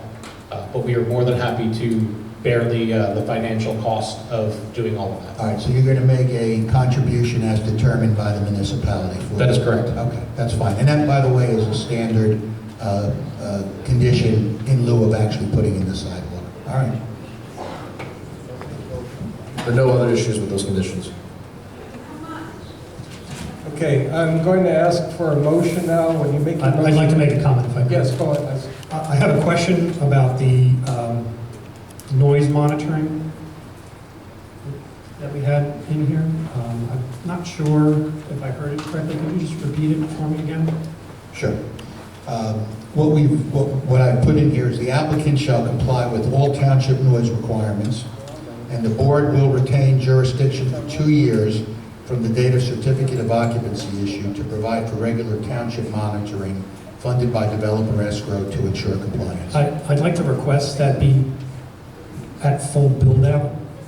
2 years are not going to be fully built out. I think we should have 2 years monitoring at full build-out. It's 2 years from the date of the issuance of the certificate of occupancy. Will all equipment be installed and operational at the time of CO? The building, I can't say will, the building should be fully leased by the time we have a CO. We won't, But we not won't all get to bays that will point. potentially be operating at that time? When you say you're full build out, whichever is later. We can do that. Okay, thank you. Yeah, all right. Yeah, so the suggestion for Mr. Robleski is that they may not have the full build-out. We want to make sure that the noise monitoring occurs after the full build-out.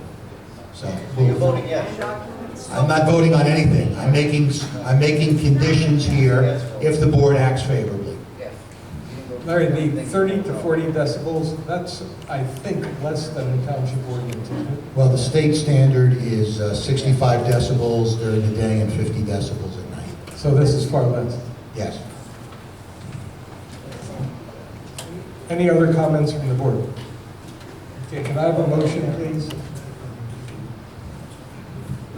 I make a motion that with the said condition, we move forward. Hold on. Okay. Does the applicant want to comment on the noise limit? When I look at your reports, you're not meeting that number.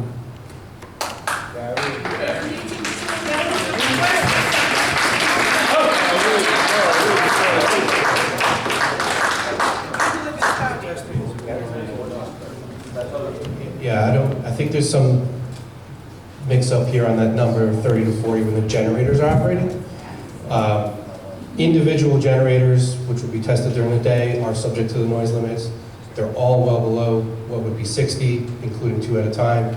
And in fact, my study showed that all of the generators operating simultaneously would still be below 60, and which would meet the daytime limits, but they're still, They're exempt because it would be an emergency condition, but they would still meet that 60 number. I don't think I mentioned the 30 to 40. All right, so that would have been a you're mistake. going to be below the state standards for daytime noise levels? Yes. Okay. In compliance. In compliance? Yes, completely in compliance. Okay, all right, so then maybe it was my type. No, I apologize. You said 30, 40, I assumed that was a record, so, but yes, we'll be in compliance with all regulations for noise. And I just want to clarify that's going to be not just the overall decibel limit. Sorry. Joe. I just want to make sure that you're going to meet the limit not just on the total average decibel rating, but for each individual octave band. Oh, yes, yes, all the octave bands also are in compliance. In fact, you can't meet 60 and not also meet all the octave bands. It's impossible. Is it for data center I'm sorry. Data center. Yeah, this is not public comment. Okay. Did you want to make the motion? I'd like to make a motion to. I make a motion to move this application forward with said conditions. Is that a motion to approve? Motion to approve.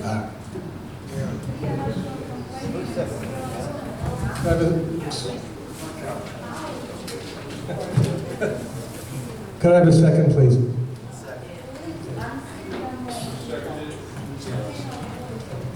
Roll call. Mr. Berman?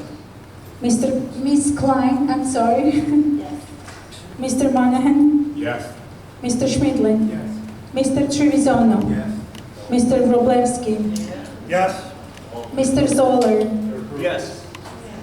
Mayor Mironov? Abstain.